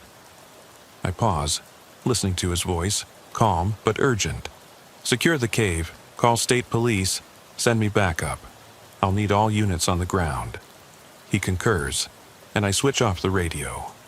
I guide the cruiser north, aiming for the state police barracks in Pinewood County. The cadence of the engine soothes me, but when I glance down, my fingers curl around the doll's cracked head and the photograph's fibers. It feels heavier now, laden with promise of no escape. At 9:34 a.m., I pull up to the barracks, where uniforms gather at the entrance, faces drawn. I step out, doll in hand, and deliver the photograph to the senior detective. He scans each image with a rising frown. "All right," he says finally. "We've got footprints, fibers, symbols, a photo OP. We cordon off Mercer County and call in every available unit. Whatever's behind these scenes, it's not done." My jaw clenches. Every station, field, barn, and bridge lies between me and the truth. They'll comb every inch of Mercer, but a clue they won't find is the final message on the back of that photograph. Tiny scrawl under my door handle, molted and faint. "Home soon." I look up at the detective. He's waiting for me to explain the handwriting or the symbol or the prints. But I shake my head, feeling the blood drain from my face. I know where it's headed. My voice is a whisper that only I can hear. He nods, and we step toward the cruiser, deputies flanking us. As we round the barracks, my radio cracks. "Unit 45, urgent. Disturbance reported at Dalton Residence, County Road 17. Possible break-in." I freeze. The detective grabs my arm. "We go now," he says. I do not argue. The cruiser roars to life under my hands, and I gun the engine toward home. My home. That battered old house on County Road 17, where a locked door, a silent hallway, and my 2 sleeping kids should have been waiting. Instead, the horizon chews at the cruiser's headlights, and I know I am chasing dawn into darkness. I push harder, every muscle screaming, and as the road straightens, I remember Mrs. Hendrick's words that night. "He'll be back." Because this isn't a case you solve, it's a promise you live under. And when I reach my front gate, I wonder whether it'll even be there, locked, intact, waiting for me, or if, instead, I'll stumble onto another photograph. Me, frozen in fear inside my own home, a final snapshot of the hunter caught in the hunter's trap. The cruiser's engine grows louder, and I press the accelerator. I slow the cruiser through the overgrown driveway, heart thudding as the rusted gate's hinge moans, a sound I half remembered from my childhood, when my mother complained to my father that he never fixed anything. Now it swings inward on its own steel pin, welcoming me home. At 9:47 a.m., the sun is high enough to burn away lingering mist. Yet here in this narrow corridor of wild honeysuckle and ragged hedges, it feels permanent dusk. The house's white clapboard siding is streaked with mildew. One shutter hangs crooked, revealing a dark window slit where yesterday my children's laughter should still echo. I kill the engine, step onto the sun-bleached porch, and call out softly, "Sarah? Sean?" My keys jangle in my fist. No answer but the creak of boards underfoot. The front door stands ajar, center latch undone, as if someone left in a hurry. My pulse slams. I approach, hand hovering above my holster. Crossing the threshold, I shine my light into the foyer. Children's drawings pinned to a corkboard, a family photo of me in uniform. Sarah clutching her doll, Sean grinning at the camera. The picture's edges are singed. Tiny burn holes pockmark the frame, as though cigarette embers fell just long enough to scar, but not to consume. Beyond, the living room is unnaturally still. The couch cushions are fluffed, the coffee table set with yesterday's mail and my laptop left open to an email draft. Notes on unexplained shifts, lab results pending, morale low, need backup. The cursor blinks at the top of the page. I check the kitchen, coffee mug by the sink, 2 cereal bowls on the counter, flakes dried around the rims. The refrigerator door is closed, magnets holding up a crayon sketch of a house with smiling stick figures. My kids again, outside this very house. My throat goes dry. I scoop it off the fridge. The grass beneath the figures is colored bright red. I sweep back to the hallway. Photographs on the wall, vacation snapshots, birthdays, first day of school, hang crooked, faces turned away. My breath stutters as I pass the nursery door. It's wide open, revealing an empty crib. The mobile above it still spins slowly, as if caught in a warm draft. I flick on the lamp. A single beam illuminates the mattress, smooth and taut. The sheets unrumpled. The small plush lamb lies on its side, one eye missing. I recognize it, the toy our neighbors gave them last Christmas. Now, it's been marred, as though someone pressed a nail through its stuffed form. I kneel and sniff at the mattress. Faint odor of bleach, like someone scrubbed it clean after dark stains. I stare at the single missing eye of the lamb and realize there's only one hole. A matching hole. The eye of the porcelain doll perched on the passenger seat in my cruiser. Someone took the lamb's eye to complete the doll's stare. A chill coils in my chest. My radio crackles. Unit 45. Status? Morales' voice, tight. I'm inside, I answer softly. House is empty, children gone, signs of staging. Burn marks, the crib cleaned, toys rearranged. I pause, and the doll's eye is missing. I push up, rise, and step into the corridor. The hardwood floor is scarred by footprints. One adult, one child, leading down the hall toward the sunroom. I follow, flashlight tight in my grip. The sunroom windows are shuttered. Light seeps through cracks and slats. My beam falls on a circle in the center of the floor, where the rug has been rolled back. The carpet pad is peeled away, revealing stained concrete beneath. In the center of the cement, the spiral triangle symbol is etched deep, gouged with deliberate precision. My boots skid as I step backward, and I hear something click behind me. I whirl. The front door has closed and latched with a soft but final thud. The hall behind me is in shadow. The radio trembles with static and then silence. Only the hum of electricity in the light fixture above. I advance, hand raised, expecting movement, but see only the beam's point shifting in the gloom. At 9:53 a.m., my phone buzzes. A text from dispatch. Forensics report. Fibers from sofa match carnival doll's dress. Soil on porch tile matches pit residue. Blood on glove is your DNA. My breath hitches. My own blood, taken when I cut myself photographing the scene, now used to frame me. I drop to one knee and press my palm into the etched triangle, feeling the rough groove carve ridges into my skin. The symbol's points form a twisted crown around a single seed of darkness. I taste copper on my tongue. Suddenly, a soft giggle, a child's laugh drifting faintly from behind the sliding glass doors. My hair rises on end. I approach the glass. 2 small handprints smear the condensation on the inside. Through the foggy pane, I see my daughter's eyes, those same blue eyes of the doll, watching me, face half hidden behind her brother's collar. They stare, unblinking, lips parted in the same porcelain grin. I blink, and they're gone. The handprints remain. I hammer on the glass. "Sarah! Sean!" No answer but the echo of my knuckles. I try the handle. Locked. Panic surges. I spin, radio in hand. "Dispatch, I need entry. Urgent. Children inside sunroom, possible abduction victims." The line hisses. "Send units to please respond." Suddenly, the lights flicker and die.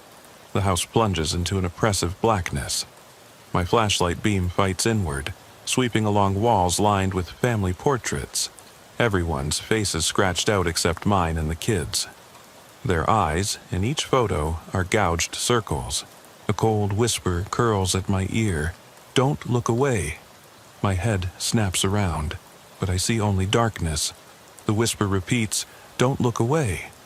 The voice is soft, childlike, layered with something older, cruel, eternal. My radio falls from numb hand. I yelp as something brushes past my shoulder, tiny fingers cold as steel. I swing the light, nothing but a curtain fluttering. Then the giggle again, closer this time, echoing off the walls. I lurch backward, stumble against the door. It gives way, no key, just the latch undone from within.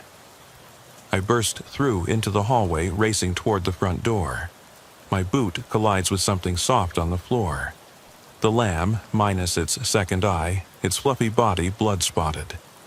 I gag. I floor the door into the foyer and yank it open. Sunlight floods in, making me shield my eyes. Out on the porch, there's no sign of my children.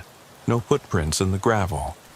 Only 3 sets of boot prints, mine, the intruder's larger tread, and a smaller print that loops back to the threshold, making a perfect circle. At the edge of the porch, someone has painted in freshly churned earth a single word: "Good night." The wind picks up, rustling the honeysuckle. The latches of my cruiser hitched close down the driveway. I start toward the car, breath stuttering, hands shaking so hard I drop the flashlight. It skitters across the stones. I snatch it up, sweep the beam back to the house. The screen door stands open again, swaying. In the gap, I see them, Sarah's bright curls, Sean's tiny shoulders, stepping through the darkened hallway toward me. I raise my weapon, voice cracking. "Don't come any closer." They pause just inside the doorframe, eyes wide, smiles perfect porcelain. Then, hand in hand, they step outside. At the same moment, Deputy Morales' cruiser arrives at the gate, sirens screaming. She leaps out, gun drawn. "Dalton, get to cover!" I swivel, stunned, watching Sarah and Sean cross the yard with weightless steps, their shadows stretching behind them as the sun rises fully over Mercer County. I realize they're not running into my arms. They're running toward the woods at the edge of the property, past the fertilizer shed, where the forest's mouth yawns open like a cave. I shout, "No!" and pursue them across the dew-lashed grass. My boots slip in the mud, but I push forward, collar drenched in sweat. Sarah looks back once, one porcelain eye glinting, and in that flash I see something ancient in her gaze, a hunger beyond innocence. Then they vanish between trees. I skid to a halt at the tree line. My beam scans the trunks. No sign of children, only the spiral triangle etched into bark, fresh and steaming. Morales catches up, shotgun raised. "They're gone," she pants. "I don't see them." We stand at the lip of the woods, heartbeats pounding, listening. The only sound is the wind through the pines and, faint, distant, the echo of a child's giggle, drifting from deep among the shadows, followed by a whisper that grates against the thin morning air. "Good night, deputy." No resolution, no return. Just the knowledge that whatever it is out there, it claimed my children as it claimed every scene before, leaving me only footprints, symbols, and whispers that promise I'll never truly leave the dark behind. My hands tighten on the wheel as the speedometer hovers at 35. Midnight air presses through the cracked window, carrying the scent of damp pine and the distant hum of cicadas settling into their slumber. I glance at the cruiser's dash clock. 12:03 a.m. Just past Valentine's Day Eve, but out here on Route 124, romance died with the last breath of daylight. The gravel shoulder crunches under my tires when I ease to a stop beside the old Harper Farm Road. Nothing stirs. Barn doors hang on rusted hinges, their boards splintered by decades of neglect. The only light comes from the dash, painting my hands and the worn leather of the steering wheel in cold blue. Heart thrumming against my ribs, I reach for the mic. Dispatch, Unit 7 checking on background noise call, Harper property. Static, then the dispatcher's calm. Copy that, Deputy Flynn. Proceed with caution. I step out, boots sinking into the crestfallen grass. Wind sighs through cornstalks gone brittle, rattling husks like bony fingers tapping on the cruiser roof. A distant dog barks once, sharp, lonely. Then the night reclaims the hush. I lift my mag light, beam sweeping across the field. Shadows fold into corners, hiding shape and promise alike. 2 minutes in, I hear it, a faint metallic scrape, like a loose board dragged along wood. It comes from the barn's side entrance. I approach, chest tight. The barn door yawns open half an inch, revealing black that seems too viscous to be mere darkness. My light catches something white inside. Untouched feed sacks? Or pale cloth? Harper Barn, 1023, I call out. My voice sounds distant in my own ears. No reply, only that scrape again, this time coming from deeper within. I swallow. The words habitually forming on my lips don't matter anymore. I'm inside. The floorboards groan under me as I step through the threshold. The stench of stale hay and something fouled, like sour milk left to curdle, rises in my nostrils. My light flicks over farm tools leaning against walls, bleached by moonlight through the cracks. Then I catch movement. The long, pale leg of a scarecrow propped in the corner, but its burlap head is gone. Only a slender wooden post remains. A soft click behind me, something closing. I whirl, heart lodged in my throat. My beam cuts the gloom, but the exit is lost to shadow. My radio sputters in my pocket. 7, you there? I shove it out, press the button. Static, then silence. I press forward, breath catching at every whisper of straw underfoot. At the far end, I spot an old milk churn, its metal surface dented and sticky. I crouch to inspect. Nothing but old pine sap and rust. Behind me, a floorboard snaps. I nearly jump out of my skin, spinning around just in time to see a figure retreating into darkness. Tall, hunched, maybe a man, or something that walked upright once. "Hey!" I shout, voice raw. The figure doesn't slow, melting into deeper black. I follow, each step pressing me further from the exit I barely remember. My maglite beam trembles as I lift it higher, searching for shape or color, anything. Then I see them.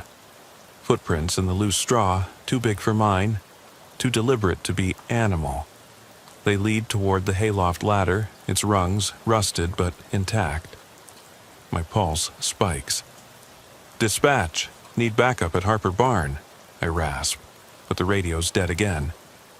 I grip the nearest beam, testing its weight, then climb. The ladder sways, protest in every creak, but I force myself upward. At the top, I freeze.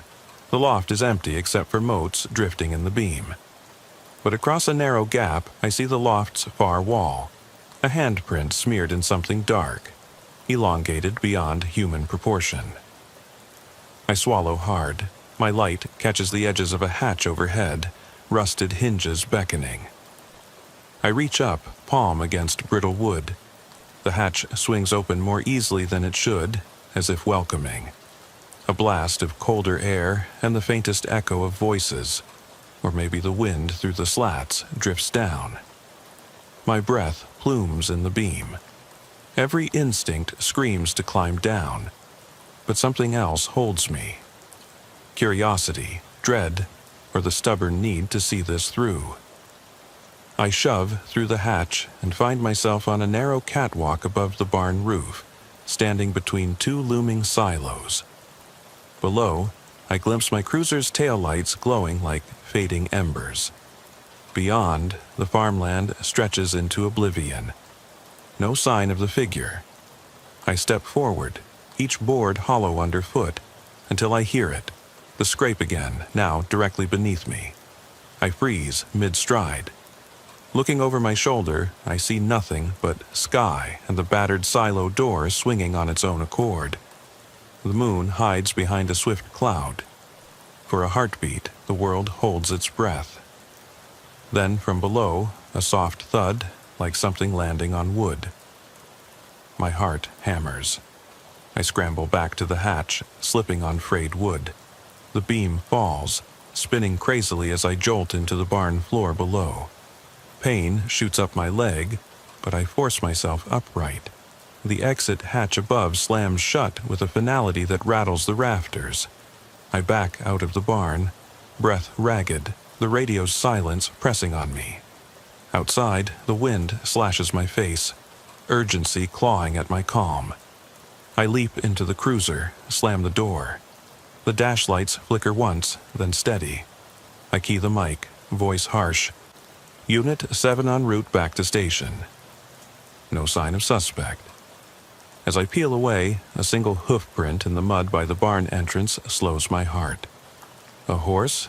Or a man? Its stride is uneven, like someone running on broken glass. My eyes flick to the rearview mirror. No headlights, no taillights. Just darkness stretching mile after mile. I punch the accelerator. The cruiser jolts forward, gravel spraying behind. My radio crackles to life. Unit 7 status. I swallow, try to steady my voice. Clear, returning now. The flame yellow of the dash clock reads 12:17 a.m. 4 minutes since I arrived. Minutes since I lost something I can't yet name. I guide the cruiser back onto Route 124. Every nerve alive to the darkness pressing in. Ahead, the road curves under a stand of oaks. Their limbs arch like skeletal arms. Somewhere in their shadows, something waits. My pulse pounds. I have 2 more calls before dawn, and whatever crossed my path here won't stay rooted to one place. I spin the wheel, pointing the cruiser down another stretch of country lane. The headlights carve a tunnel through gloom. My knuckles whiten on the wheel. The night is just waking up. And so am I. The road stretches ahead like an open wound. The yellow beams of your headlights slicing through the dark, revealing every twist and hollow. The cicadas have fallen silent. Maybe, startled by your passing, or perhaps masking something else that stirs in the undergrowth. Your heart is still racing from the barn's whispers, but the shift isn't over until you've checked on the other calls. You punch the mic again, voice low and tight. Dispatch. Unit 7 en route to Route 27 for the abandoned patrol car report. The gravel gives way to asphalt, and within 2 minutes you see the cruiser. Badges still gleaming in the beam, engine off, door ajar. No one around. The sight should comfort you, familiar steel and glass waiting like an anchor. But tonight it only tightens your chest. You kill your engine 50 yards short, cutting the beam so you can approach in darkness. The silence is suffocating. You step out and your boots sink into a thin layer of dew-laced grass. A hoot from an owl echoes across the fields. You raise your light to the patrol car. Inside, the seat's back is reclined an inch too far, as if someone left in a hurry. On the passenger seat lies a half-smoked cigarette on the center console. and a cell phone screen lit with a single incoming text. "They're here." A shiver runs down your spine. You key your mic. "Unit 7, dispatch," you copy. Only static. You thumb the door handle. Locked. You circle to the driver's side. It, too, refuses. Through the tinted glass, you spot the driver's footwell. A white envelope taped to the floor, addressed to you in neat, looping script. Deputy Flynn. Your breath hitches. You knock on the window. The thud echoes inside. No reply. You draw your flashlight down to the envelope, hesitating only a heartbeat before peeling it free. Inside, a single Polaroid, the Harper Barnes rafters overhead, taken from inside the loft, and in the corner of the frame, your own mag light lies on its side as if dropped. The hairs on your neck stand up. You flip the photo over, blank. No date, no note. You feel watched. You tuck the Polaroid into your jacket, draw your sidearm and circle back to the rear of the cruiser. At the trunk, someone has scrawled in the dew, 4 letters, smeared, "Lost." What the hell? You whisper. The word seems to hang in mid-air. Lost. Lost what? Lost who? You glance around, expecting headlights or a shadow slipping away. But there's only the low hum of insects and the distant croak of frogs in a roadside ditch. You force your breath to steady. Protocol demands you secure the scene. You pull out yellow tape from your vest, wrapping it around the cruiser and its immediate radius. Then you step back and call it in, finally getting dispatch live. "Dispatch, Unit 7 on scene at the abandoned cruiser I'm securing." Minutes tick by. The tape trembles in the breeze. Something scrapes on metal. The cruiser's hood ornament? You click your light up. Nothing moves. Then behind you, the envelope falls from your pocket, floating down like a dead leaf. You snatch it before it hits the ground. The Polaroid tumbles out again. Hands shaking, you pick it up and shine your light through it, backlit. On the white border, faint indentations spell 2 words: "Not alone." You freeze. That's not your handwriting. You glance around. No cars, no people, no barn, no matter how far you look. The quiet of Route 27 presses in until you can almost hear your own blood. You know you should radio for backup, call for another unit, but tonight, you're on your own. You tuck the Polaroid back in. You pocket the envelope. You clamp your flashlight on your belt and get back in your cruiser. The dash clock reads 12:29 a.m. You hit the siren for a quick blast. 2 seconds of noise to carve through the silence, and it dies as abruptly as your courage. You punch the mic again. Final attempt. "Dispatch, Unit 7 clear for now." Heading to third call, silent 911 tip on Route 39. The cruiser moves off, tires hissing on cold asphalt. As you turn onto Route 39, the beam slices through mist rising from a low-lying creek. You push the flashers on. An amber glow washes over the wet road, flickering across gnarled tree roots. The call details. Vague, nothing specific. Just a cell phone ping and a panicked whisper before the line dropped. You slow to 10 miles per hour. Every shadow is a cave. Every roadside reflector a pair of eyes watching.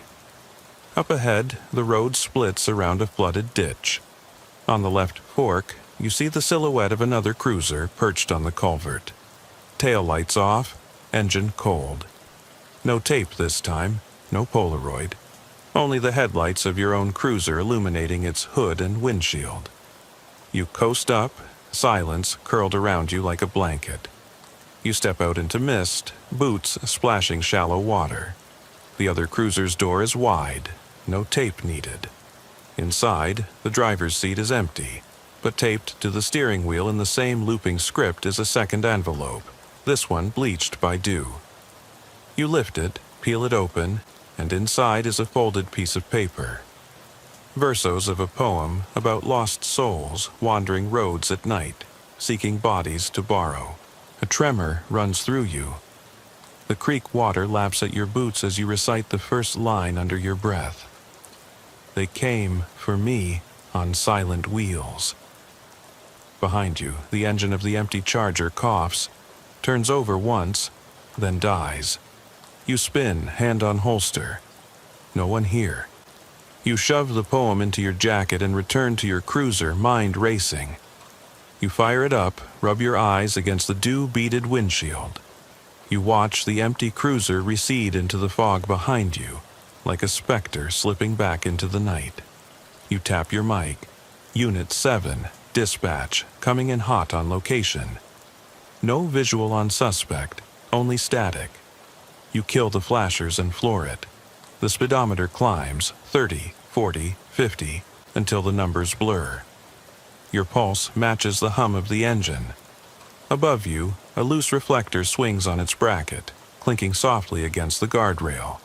Then, just for a moment, the reflector glows blood red in your dash's light, before it swings back and disappears. You slam on the brakes. The cruiser fishtails. Tires screech. You grip the wheel, chest heaving. You look ahead. The road is empty, the only light from your dash and the moon above. But in the side mirror, beyond the curve, you swear you see headlights flicker on and off, like a distant watcher testing a beam. You pull over, hit your flashers, and step out again. The air is thick with mist and dread. You raise your light to the tree line. No headlights, no cruiser, nothing but dark limbs. Your radio dies again. The verse in your pocket burns your side. You press your back to the door, eyes darting. The poem's final line echoes in your head. And I'm still here waiting. You swallow, your hands shake. You know there's one last call, one more scene to check. By now, the horizon is showing the faintest glow. 12:46 a.m. 2 hours and 43 minutes into the shift. 3 calls behind you. 3 calls that chased you deeper into fear. You step back into the cruiser and lock the doors. Heart pounding, you drive on toward the 3rd, the 4th, the 5th, and the 6th call that will push you past anything you've known. The road ahead curves out of the woods and into open fields. You flick on your brights. A lone pickup sits near an irrigation pivot. Engine running, but lights off. You press the mic once more. Dispatch, Unit 7 on scene at the pickup. I'm not sure I want to know. Your voice echoes in the cab. Outside, the world is still as a tomb. The night is alive with whispers.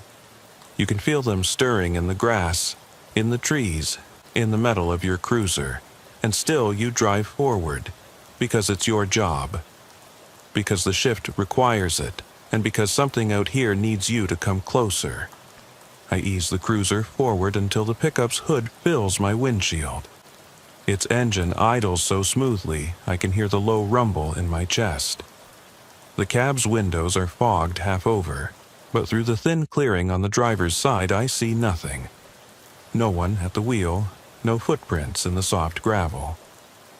The beam from my headlights draws a sharp line across the pasture beyond, where cornstalks lean over like exhausted mourners. My boots hit the ground with a muted thud as I step out, breath clouding in the air. The pickup's signal light glows faintly on the dash, but the headlights remain off. I keep my mag light trained on the driver's door handle as I circle around. Door is unlocked. I lift it gently. Creak echoes in the empty cab. No wallet, no personal items, just a half-empty cup in the console cup holder and a smear of what looks like, no, can't be, red on the passenger seatbelt. My pulse accelerates. I suppress a shudder and reach inside, grabbing the wheel with gloved hands. My flashlight beam picks out the radio's display. No channel. No calls queued, no logs beyond the last transmission.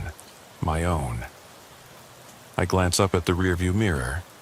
The barn from the first call hangs in that glass, minuscule but distinct, its door ajar as if it waits for me to return.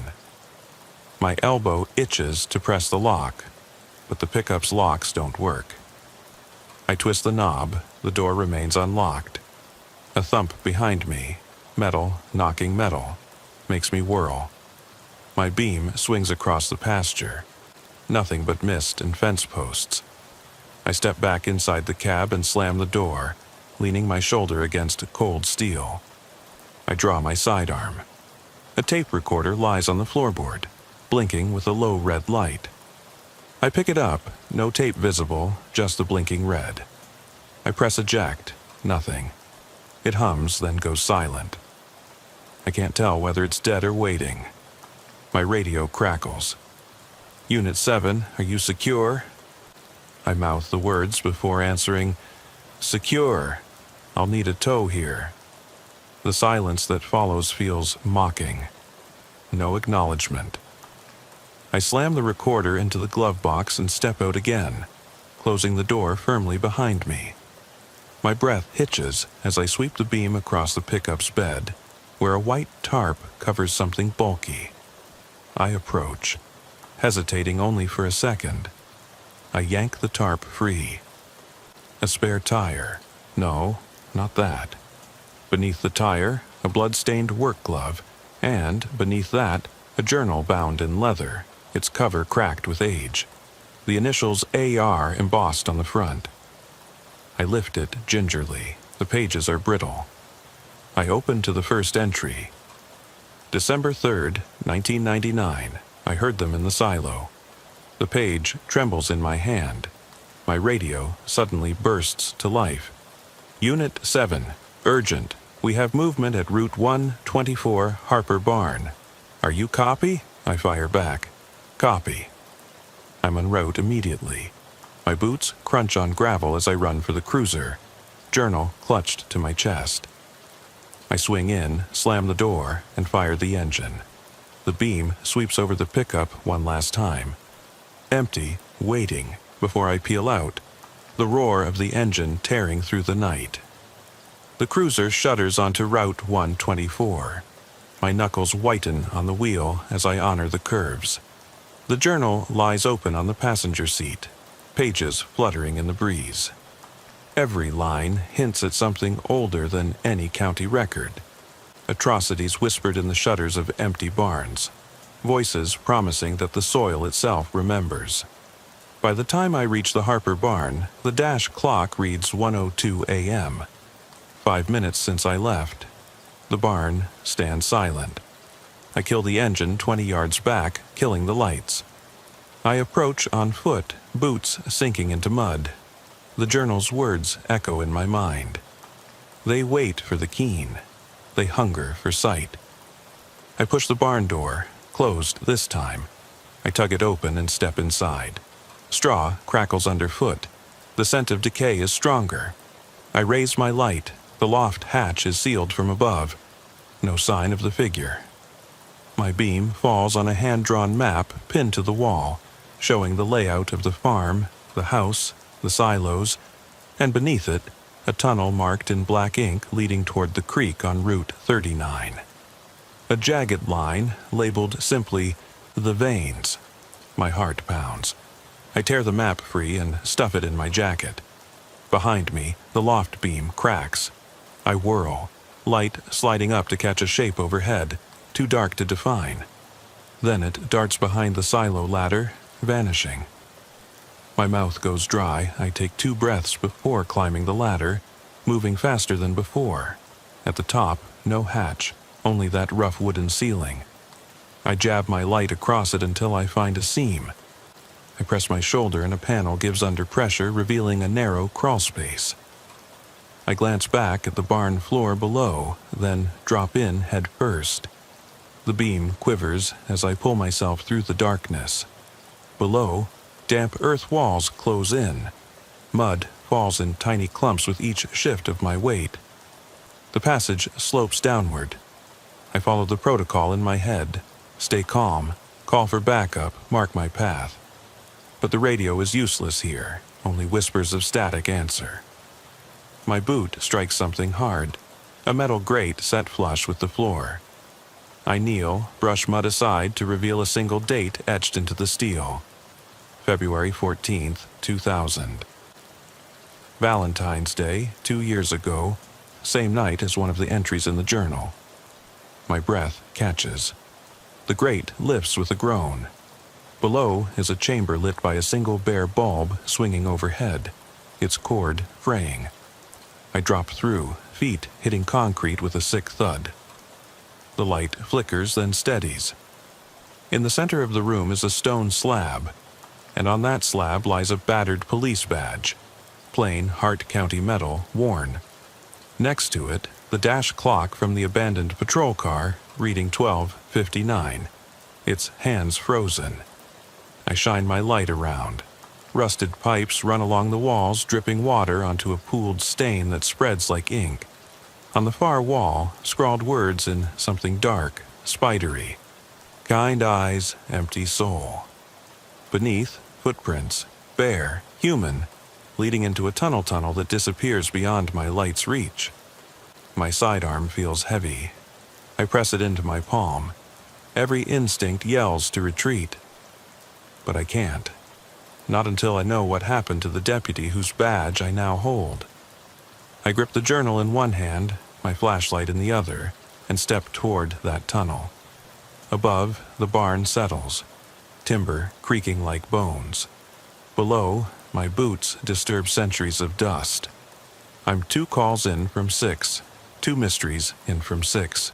The air tastes of rust and old fear. I edge forward into the darkness, heart a drum, every nerve alive. Somewhere above me, the wind rustles the cornstalks once more, bony fingers drumming, and beneath the earth something waits. I advance into the tunnel, flashlight beam trembling over damp stone walls slick with decades of seepage. My breath hitches in the thin air as I follow the bare footprints carved in mud, a path deliberately laid out, leading me deeper under the Harper barn. The tunnel slopes down at a gentle angle, wide enough for me to walk upright, but narrowing with every step until the beam grazes walls mere arm's length apart. The only sounds are my boots squelching in the mud and the distant drip of water echoing like clockwork. Minutes stretch into something unmeasurable. I steel myself against the rising claustrophobia. Each inhale tastes of iron and mildew. My shoulder grazes the damp wall, sending cold tremors through me. I glance at my journal. Its brittle pages flutter as though alive, settling on an entry dated February 15th, 2000, one day after the badge's date. It describes a deputy who dared follow these same veins, convinced he'd uncover something monumental. The last sentence trails off. They guided me here. I can't go back. Suddenly, my beam catches movement ahead. A pair of boots, stiff and caked in mud, standing in a shallow pool of water. I step forward, heart hammering. But as I approach, I realize the boots are attached to nothing. No legs, no body, just suspended from the ceiling by thin wires. The wires glint like spider silk in my light. I jerk back, stomach lurching, forcing my gaze upward. 2 boots dangling, empty. A soft rasp echoes behind me, breath against ear. I spin, light swinging wildly, but nothing moves. The pool beneath the boots ripples. I crouch, inspect the water. Floating on the surface, a single autumn leaf, impossibly preserved here underground. It drifts toward a grated drain at the tunnel's lowest point, disappearing with a muted gurgle. My radio crackles faintly, just a single burst of static as if a breath exhaled through the speaker. I press the button. Unit 7, report. Nothing but static. The reporters back at dispatch are cut off by earth and steel. Holding my sidearm in one hand and the flashlight in the other, I push on, boots lifting wet mud with each step. The tunnel's grade levels out. and ahead I see dim light pooling on the floor. As I approach, the light resolves into a ring of painted stones set into the tunnel floor, round as a manhole, but flush with the earth. Carved into the stones are concentric circles, etched deep and worn smooth at the center where a keyhole glints. It looks like a lock. My breath freezes. I kneel beside it, shining my light into the keyhole, nothing but ink-black void. I trace the circles with my finger. Each ring is marked with scratches that might be symbols, angles, and arcs, but mud obscures them. I scrape at the debris, revealing what looks like the faint letters "Enter" along one arc and "Return" along another. No clarity which direction. A sudden rumble vibrates through the tunnel walls, as if a distant engine has started. My teeth chatter. It could be mere ground settling, or something awakening beneath me. I shove my journal into my jacket and stand, sidearm ready. I weigh the choice. Try to open this lock, or turn back to the barn and call for help once I resurface. Pride and protocol clash in my mind, but curiosity, a hunter's deadly lure, wins out. I slide my gloved hand into my pocket, searching for anything to turn the mechanism. My fingers brush metal. A small key ring I recovered from the pickup earlier, the one with AR on the journal. I pull it free. 2 keys, rusty and mismatched. I kneel again, try the smaller key in the keyhole. It enters with a click and a metallic whisper that echoes down the tunnel. For a heartbeat, nothing happens. Then the concentric stones shift, 2 inches, silently, opening a gap beneath the ring. Faint yellow light spills out, illuminating the tunnel walls. I jump back as the ring lifts, revealing a dark shaft descending further, deeper than before. A lower stair carved in damp stone spirals down into impossibility. I swallow hard, pulse flying. My screams of protest are swallowed by the stone. I check my watch, 1:15 a.m. 42 minutes since call 2. 3 calls behind me, 3 still to go, 2 above ground, 1 here in this subterranean warren. I step to the edge, heartbeat and echo in my ears. The stairwell curves away, swallowed by darkness. The yellow light flickers on a landing several steps down, casting long, grotesque shadows that dance on the walls. I raise the mag light, forcing the light around the curve. My beam cuts through the gloom. A low stone archway inscribed with words in a language I don't recognize, curlicues and sharp angles. Beneath the arch stands a figure, back turned, hands at its sides. My light trembles, but I force it steady and call out, "Hello?" The figure doesn't move. I take 1 step down the stone stair. Mud falls from my boots into a puddle below. The figure steps forward, revealing tattered coveralls and a pale scalp glistening. It's not the deputy from the journal. Those eyes would have said, "empty soul." This is something else. A man or something once human. My sidearm lifts, finger on the trigger. The figure pauses at the arch's threshold, around which the glowing light pulses like a heartbeat. It tilts its head, as though listening. My flashlight picks out its gaunt features, hollow cheeks, sunken eyes that reflect my beam like 2 dying candles.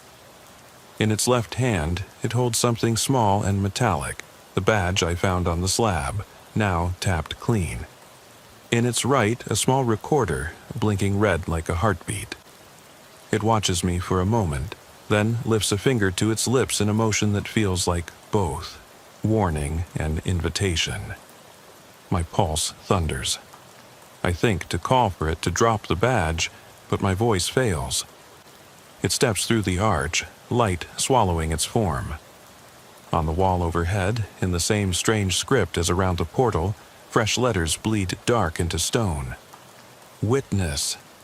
I swallow. The recorder clicks on, and a guttural hum, like machinery mixed with whispered voices, comes through the tunnel, vibrating the air. The thing presses record and turns slightly, as though pointing the recorder at me. I lower my arm, flashlight pointed at my chest. The hum shifts to words I can't quite grasp, layered and backwards. The thing steps closer, tilting its head as though seeking clarity. My breath staggers. I force words out. What are you? The hum deepens, the voices rising in a mechanical choir.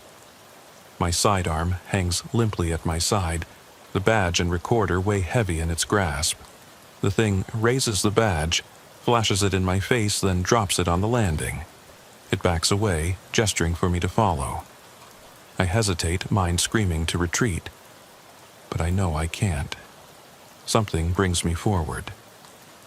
I step through the arch. The air blasts at me, warmer and thick with damp. The ground levels out into a vast chamber, the walls festooned with those concentric stone circles, each portal sealed. The figure moves toward one and vanishes through it, light swallowing it so fast I only perceive a brief shimmer. I stand alone. My mag light illuminates walls lined with pickaxes, old sheriff badges, and shards of broken phones, objects I've seen at other calls tonight. Each relic pinned to the stone like evidence in a macabre gallery. I realize every call led here. The barn, the cruiser, the pickup. This is the heart of it all. My pulse flares. My mind reels with half-formed memories. The figure in the barn, the envelopes under the cruiser, the journal's warnings. I move toward the nearest portal, a ring like the one I opened, but sealed solid. My gloved hand runs along the circumference. The runes glow beneath my fingers. The recorder tumbles from the figure's hand at my feet, still clicking. The badge from the slab lies beside it. I glance back to the tunnel, the spiral stair beckoning upward, promising escape.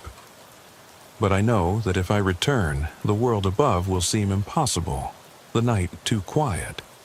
I lift the badge, feeling its weight, and press it against the runes. The stone pulses with warmth.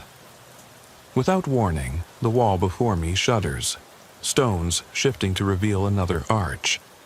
A harsh light bleeds through, and warm air gusts past me, like breath. I inhale deeply, then step inside.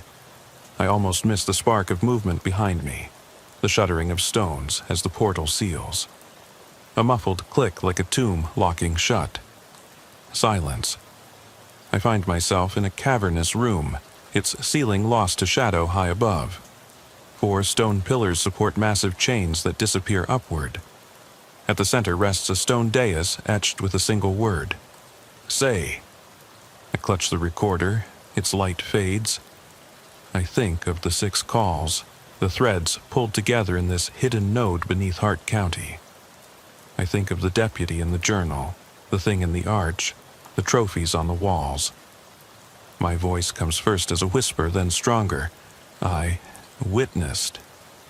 The dais glows, runes flaring, the cavern shaking in response. The sound is a low thunder of stone grinding on stone. My breath catches as I realize there is no turning back. Saying the word unlocked this door. What happens if I speak again? A shadow detaches from the darkness atop the chains, moving closer. It stretches lanky limbs, each step sending ripples across the dais. Its eyes are 2 pinpoints of cold flame. It raises its arm, pointing me to the recorder, then to its ear, as if demanding your testimony be given. My blood runs ice cold. I hold up the recorder, voice quivering. I saw everything. Its head tilts. It murmurs something in that choir of reversed voices. One single phrase I catch between flickers. Now you belong. The cavern shudders. The stone dais opens at my feet, gap widening in a perfect circle. Darkness yawning beneath. The shadow inclines its head toward the abyss. My heart thunderclaps. I know I cannot step back, but the only path forward gapes below me. an invitation to unknown depths. Above me, chains scrape. The cavern light dims, the shadow's voice resonates. Join. My blood sings in my ears. I glance at the dais, the abyss, the recorder in my hand. Then I step forward. I fall forward through the dark and land with a bone-jarring thud on wet stone. The air here is warm and heavy, smelling of moss and stale breath. My flashlight clatters to the ground, beam spinning until it catches the far wall. Concentric runes glowing faintly in a sickly green. The dais's circular opening above my head yawns shut with a final crunch of stone. I scramble to my feet, breaths sharp and ragged. The recorder slips from my fingers and clatters elsewhere in the gloom. I retrieve it, noting the red light is gone. I squeeze it, and for a heartbeat the familiar hum returns, this time deeper, echoing in my skull. Ahead, the cavern stretches into a weird cathedral of rock. Sinuous columns of mineral rise from the floor like frozen tentacles, dripping water that rings on submerged stones. The walls curve up and inward, forming an arch unseen in nature. My boots splash shallow pools as I advance toward a low, arching tunnel at the far end. Something in the air stirs as I pass the first dripstone. My mag-light beam catches movement, shapes curling on the walls, shadows that don't align with any object. They writhe, lengthen, and wink out. My chest tightens. I sway, pressing the recorder to my ear for comfort. Its click-on is silence. I try toggling the eject button. Still nothing. I press forward. The ground slopes gently upward, bringing me to a threshold ornamented with carved figures. Human forms with elongated heads, hands held out as if begging. Beneath them, an inscription so worn it's nearly illegible. Where echoes dream. I push through into a large, ovoid chamber lit by a single phosphorescent fungus clinging to the ceiling like a chandelier. Its pale green light pools on the floor, revealing a shallow green mist swirling above black water that stretches away into darkness. At the chamber's center stands a pedestal carved from the same stone as the dais above. On top is a tarnished sheriff's badge, identical to the one I hold in my pocket. My breath catches. I pull out my badge and place it beside the pedestals, side by side. Immediately, the fungus overhead pulses brighter, sending ripples through the mist. I step closer, boots echoing on wet stone. The mist parts, revealing outlines in the black water, shapes that look like faces, ghostly visages staring up at me, mouths open in silent screams. Each face is familiar. The deputy from the journal, Mrs. Calloway's frightened eyes, the missing trucker's drooped jaw. My heart hammers. I back away, nearly slipping in the wet. The fungus dim flickers, then surges again, brighter, as if inhaling. A rush of sound rises. All the radios from the calls overlapping, metal scraping, breathless whispers, the roar of the pickup's engine. I cover my ears, stumbling backward into the ovoid wall. The water licks at my boots, cold now, like living ice. I wrench my eyes from the faces to the pedestal. The badges vibrate, as if alive. I hunch down, heart racing, and pick up my badge. As I lift it, the pedestal cracks.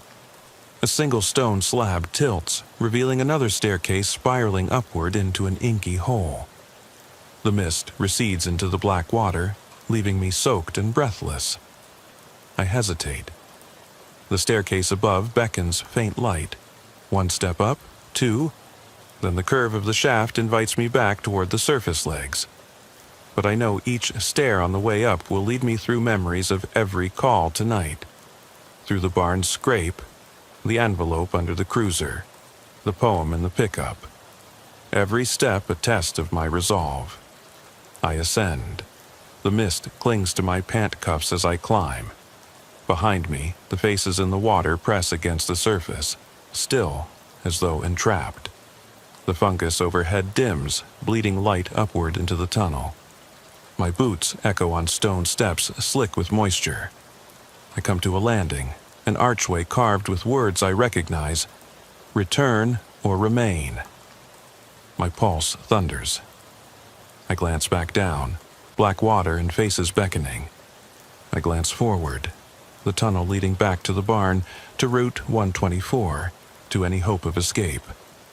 I slip the badge into my pocket and step forward through the arch. The tunnel leads me back to the concentric locking ring. The stone lid is open, the yellow glow spills out. I clamber up, feeling the cold earth push against my knees. At the top, I emerge onto the barn floor, heart careening. The hatch above is sealed. I push to open it. It resists until I press the badge against the runes, and it swings open. I hurl myself onto the loft floor, light flickering. The hatch slams shut behind me with a final click. I scramble down the ladder, adrenaline stripping away exhaustion. Once on solid barn floor, I sprint for the door, bursting out into the night air. The wind hits me like a slap. I stare at the barn door. It's now sealed shut with no opening. I lean against the wood, lungs heaving. The recorder, still pulsing faintly, clatters in my pocket. I pull it out, switch it on. A silence, then one voice, my own, recorded from earlier in the night. They're here. I stare at the recorder, then at the barn. The gravel crunch of my boots alerts me to movement behind. I whirl, maglite beam slicing across the field. Empty. The beam catches something near the tree line. A Polaroid stuck to a fence post. I approach, heart jolting. It's a photo of the barn, taken from inside the tunnel, with the figure at the arch in the frame, turning its head toward the camera. My chest tightens. The recorder clicks off. I press my back against the barn door, eyes darting. Above, the moon dips behind clouds, plunging the world into near black. The wind rustles the cornstalks. The cicadas are silent. I slip my keys into the cruiser, lock the doors, and drive off without a word. The dash clock reads 1:43 a.m. The radio springs to life. Static, then dispatch. Unit 7, status? I hold the mic, voice steady, though my hands tremble. Shifts quiet, returning to station. I disconnect before they can ask more.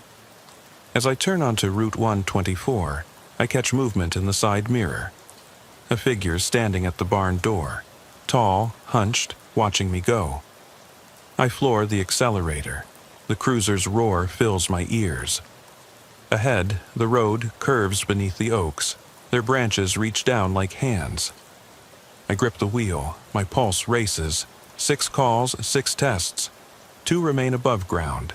The silent 911 tip on Route 39, and the final call, unassigned, waiting at dawn's edge. But the real call, the one pulling me back beneath the earth, that I can already hear in my bones. The dash clock ticks forward. 1:47 a.m. The road stretches into darkness. I know I'm not alone. The figure's eyes followed me, and now it's waiting, patient, hungry. I squeeze the recorder. On its screen, one word appears: repeat. My breath hitches. I understand what it demands. I drive on into the night, toward the last 2 calls and the chilling unknown that dawn brings. The world may believe the shift is nearly over, but I know it's just beginning. I drive on, tires humming against the cold asphalt as Route 124 gives way to the stretch of highway leading toward Route 39. My pulse pounds in time with the engine. The dash clock reads 1:52 a.m., 5 minutes since I fled the barn. I keep my eyes glued to the rearview mirror, waiting for headlights that won't come. Ahead, the road curves under a canopy of oaks. Their limbs arch overhead like the ribcage of some great beast. Its breath the whisper of wind through leaves. I flip on the overhead dome light and pull the recorder from my jacket. Its screen shows repeat, still blinking. I press play. My own voice, thick with terror, echoes out. I drive on into the night, toward the last 2 calls and the chilling unknown that dawn brings. The world may believe the shift is nearly over, but I know it's just beginning. Static follows, then nothing. My hands tighten on the wheel. I kill the dome light and punch the mic. Unit 7 to dispatch. Silent 911 on Route 39. I'm en route. No reply. The radio is dead. I ease onto the highway, headlights piercing the mist that rises in white tendrils from roadside marshes. My beam passes over reflective orange markers, each one a lonely sentinel reminding me that calls still wait. The silent 911 tip. A cell phone ping at a forgotten pull-off. A final breath on the line. I approach the exit ramp. At the pull-off, the asphalt is stained dark. Oil or water, I can't tell. My headlights catch a cell phone lying face up, screen cracked. 911 is displayed, no numbers.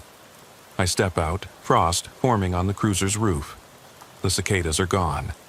Now only the whisper of the wind through cattails. I retrieve the phone. It vibrates in my hand. No incoming call, just the vibration of static electricity. I pocket it and follow the gravel path into the marsh. Boots sink into wet earth, suction curling around my soles. Every step echoes in this muffled world. The beam from my mag light wavers over cattails bent double, concealing the remains of an old rest area. The shelter is half collapsed. Rusted picnic tables lean at impossible angles. I snap on my high-beam flashlight and sweep the area. Nothing moves. The silence presses in until I can almost hear my own blood sigh. Then, a soft beep behind me. I whirl. The cell phone, which I dropped seconds ago, lies on the ground with the screen aglow, displaying a map pin at the Harper barn. I pick it up. No other messages. Return to where it began. My breath fogs the screen. I slam it off and toss it in my jacket. Cold fingers wrap around my collar. I spin, my light catches tall reeds parting. I step back, adrenaline surging. A figure stands just beyond the reach of the beam. Tall, curved in on itself like a question. I call out, but my voice cracks. The figure tilts its head, then it vanishes into the reeds. My sidearm is drawn before I realize.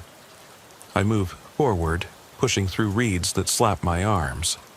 I come upon a narrow wooden walkway, rotted and slick, suspended low above the water. It leads to a small platform with a collapsed payphone booth.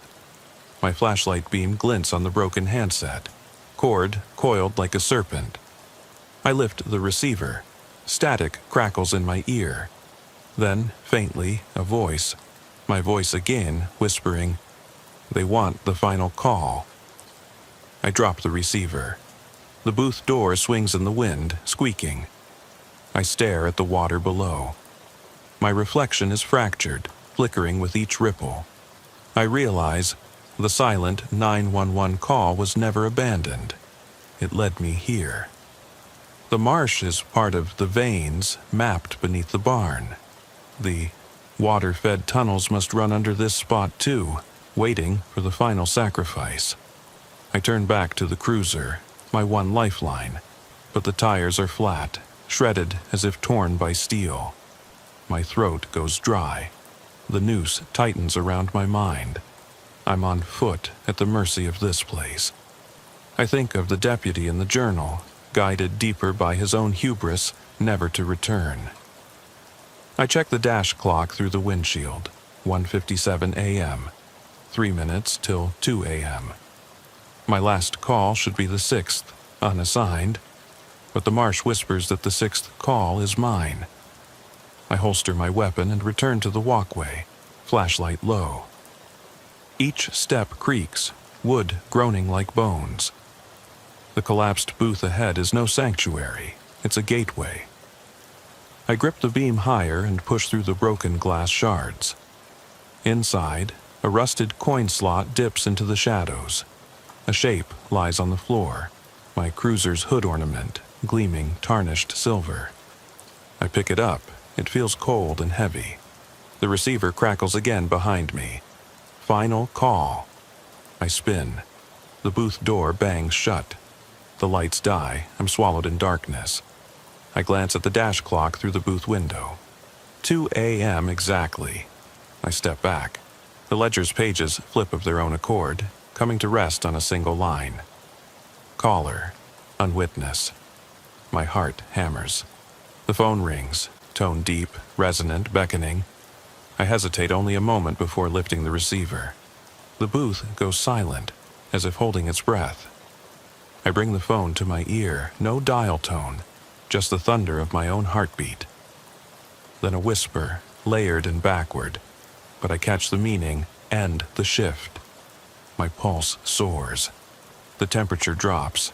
My breath freezes. The light in the booth dims until the ledger's ink glows like embers. I realize the final call cannot be ended. It must end me. I drop the receiver. The booth door slams open. Outside, the marsh is alive with unseen motion. My boots hit the walkway as I flee, pulling the handset cord free. I stumble into knee-deep water, darkness swallowing me. Behind me, the ledger's pages ignite in green flame, sending shadows dancing across the reeds. A voice echoes through the marsh, a choir of reversed whispers.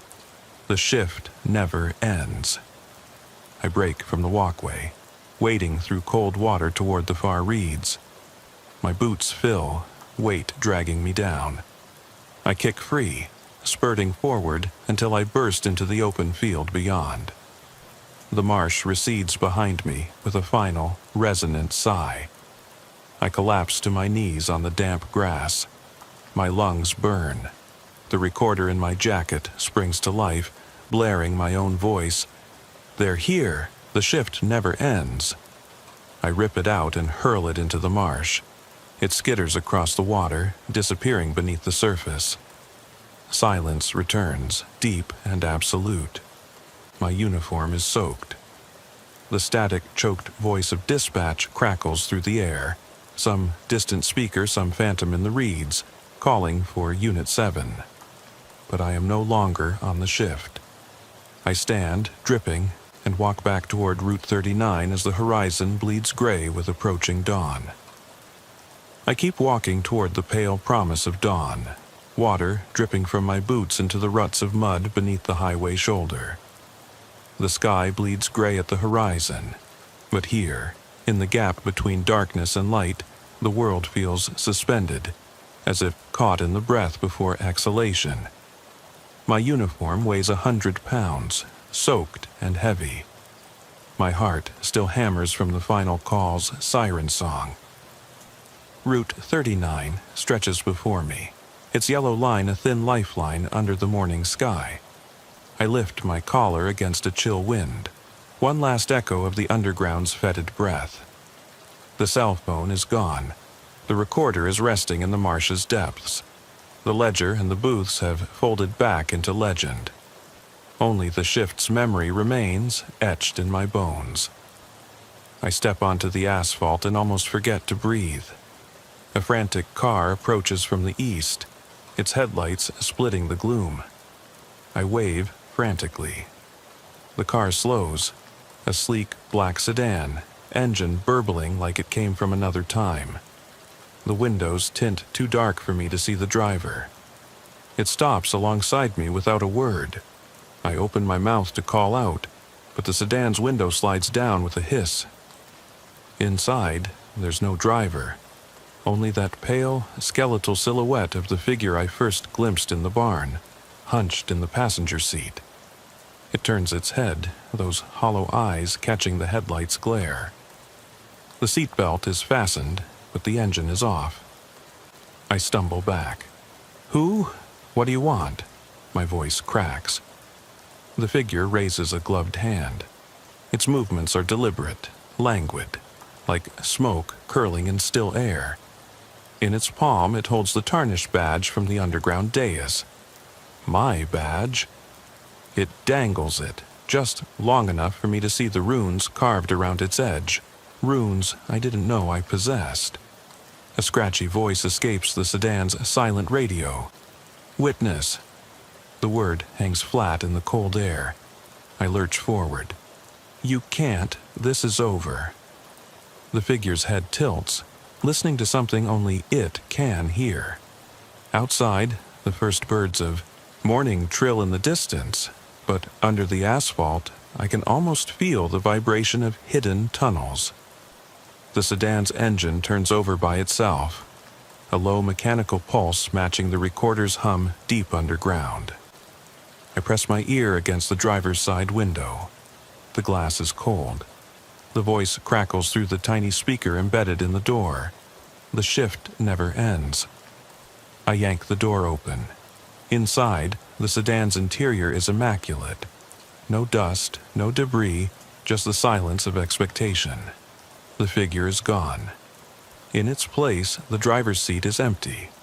On the seat lies a single Polaroid, me, standing where I collapsed on the marsh walkway, drenched and exhausted, eyes fixed on the dawn. I pick it up, pulse spiking. On the back, in spidery script, Section 6 begins. I flick my wrist, dropping the Polaroid into my pocket. The car's engine idles, ready to take me anywhere, or nowhere. I grip the passenger side door handle, then pause. The sedan's clock reads 6:13 a.m., but my own watch reads 2:07 a.m., time fractured between two worlds. A soft drip of rain begins, though no clouds stain the pale sky. The asphalt glistens. I glance down at my soaked uniform.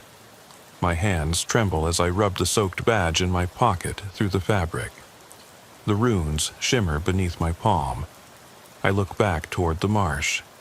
In the distance, the reeds sway though there's no wind. An echo of footsteps, the sound of wet boots crossing water, drifts across the highway.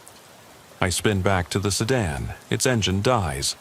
The clock flickers off. Inside, moonlight gleams on the empty dashboard, though the sun's rays should be painting the fields gold by now. A high-pitched whine builds, somewhere beneath the car, like stone grinding on metal. I step back, heart leaping. The runway of asphalt behind me warps in the periphery of my vision, rippling as if viewed through water. The sedan's radio crackles one last time, not a voice, but the hum of that reverse choir, deep, warping, illegible yet insistent. It crescendos until the windshield fractures in a spiderweb crack, deep lines radiating outward like runes carved in glass. I cover my eyes, stumbling backward. When I look again, the sedan is pristine once more. No cracks, no Polaroid, no trace of the figure. Only the empty seatbelt, still fastened around nothing. The rain has ceased. The sky is clear. Dawn has broken. I stand alone on Route 39. My swamp-drenched shoes sink slightly in the melting asphalt. I pull my cell phone from my pocket where I tucked it earlier. It lights with a single notification, an unsent voice memo recorded 2 minutes ago. I play it, my own voice, distant and warped. I'm here. I never left. My pulse freezes. I drop the phone. It shatters on the asphalt. The pieces clink like lost teeth. I swallow against a rising tide of panic. I glance back to the barn road, then to the marsh, then to the sedan still idling without a driver. The horizon beckons with promise of safety and coffee and daylight.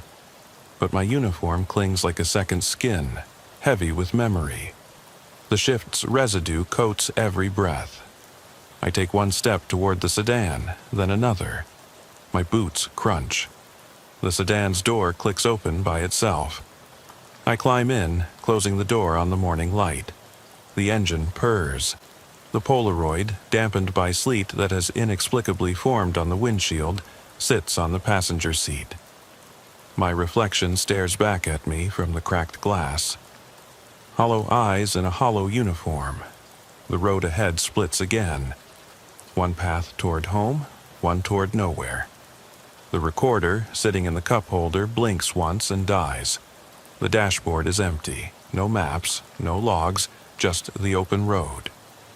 I grip the wheel. The sedan rolls forward as if pushed by unseen hands. The sun lifts higher, gleaming off the hood. Yet, in the side mirror, the world behind me is all shadow. The marsh, the barn, the cellar, all those tunnels are gone. But I know they're still there, waiting beneath the earth. Waiting for the next shift, the next deputy, the next witness.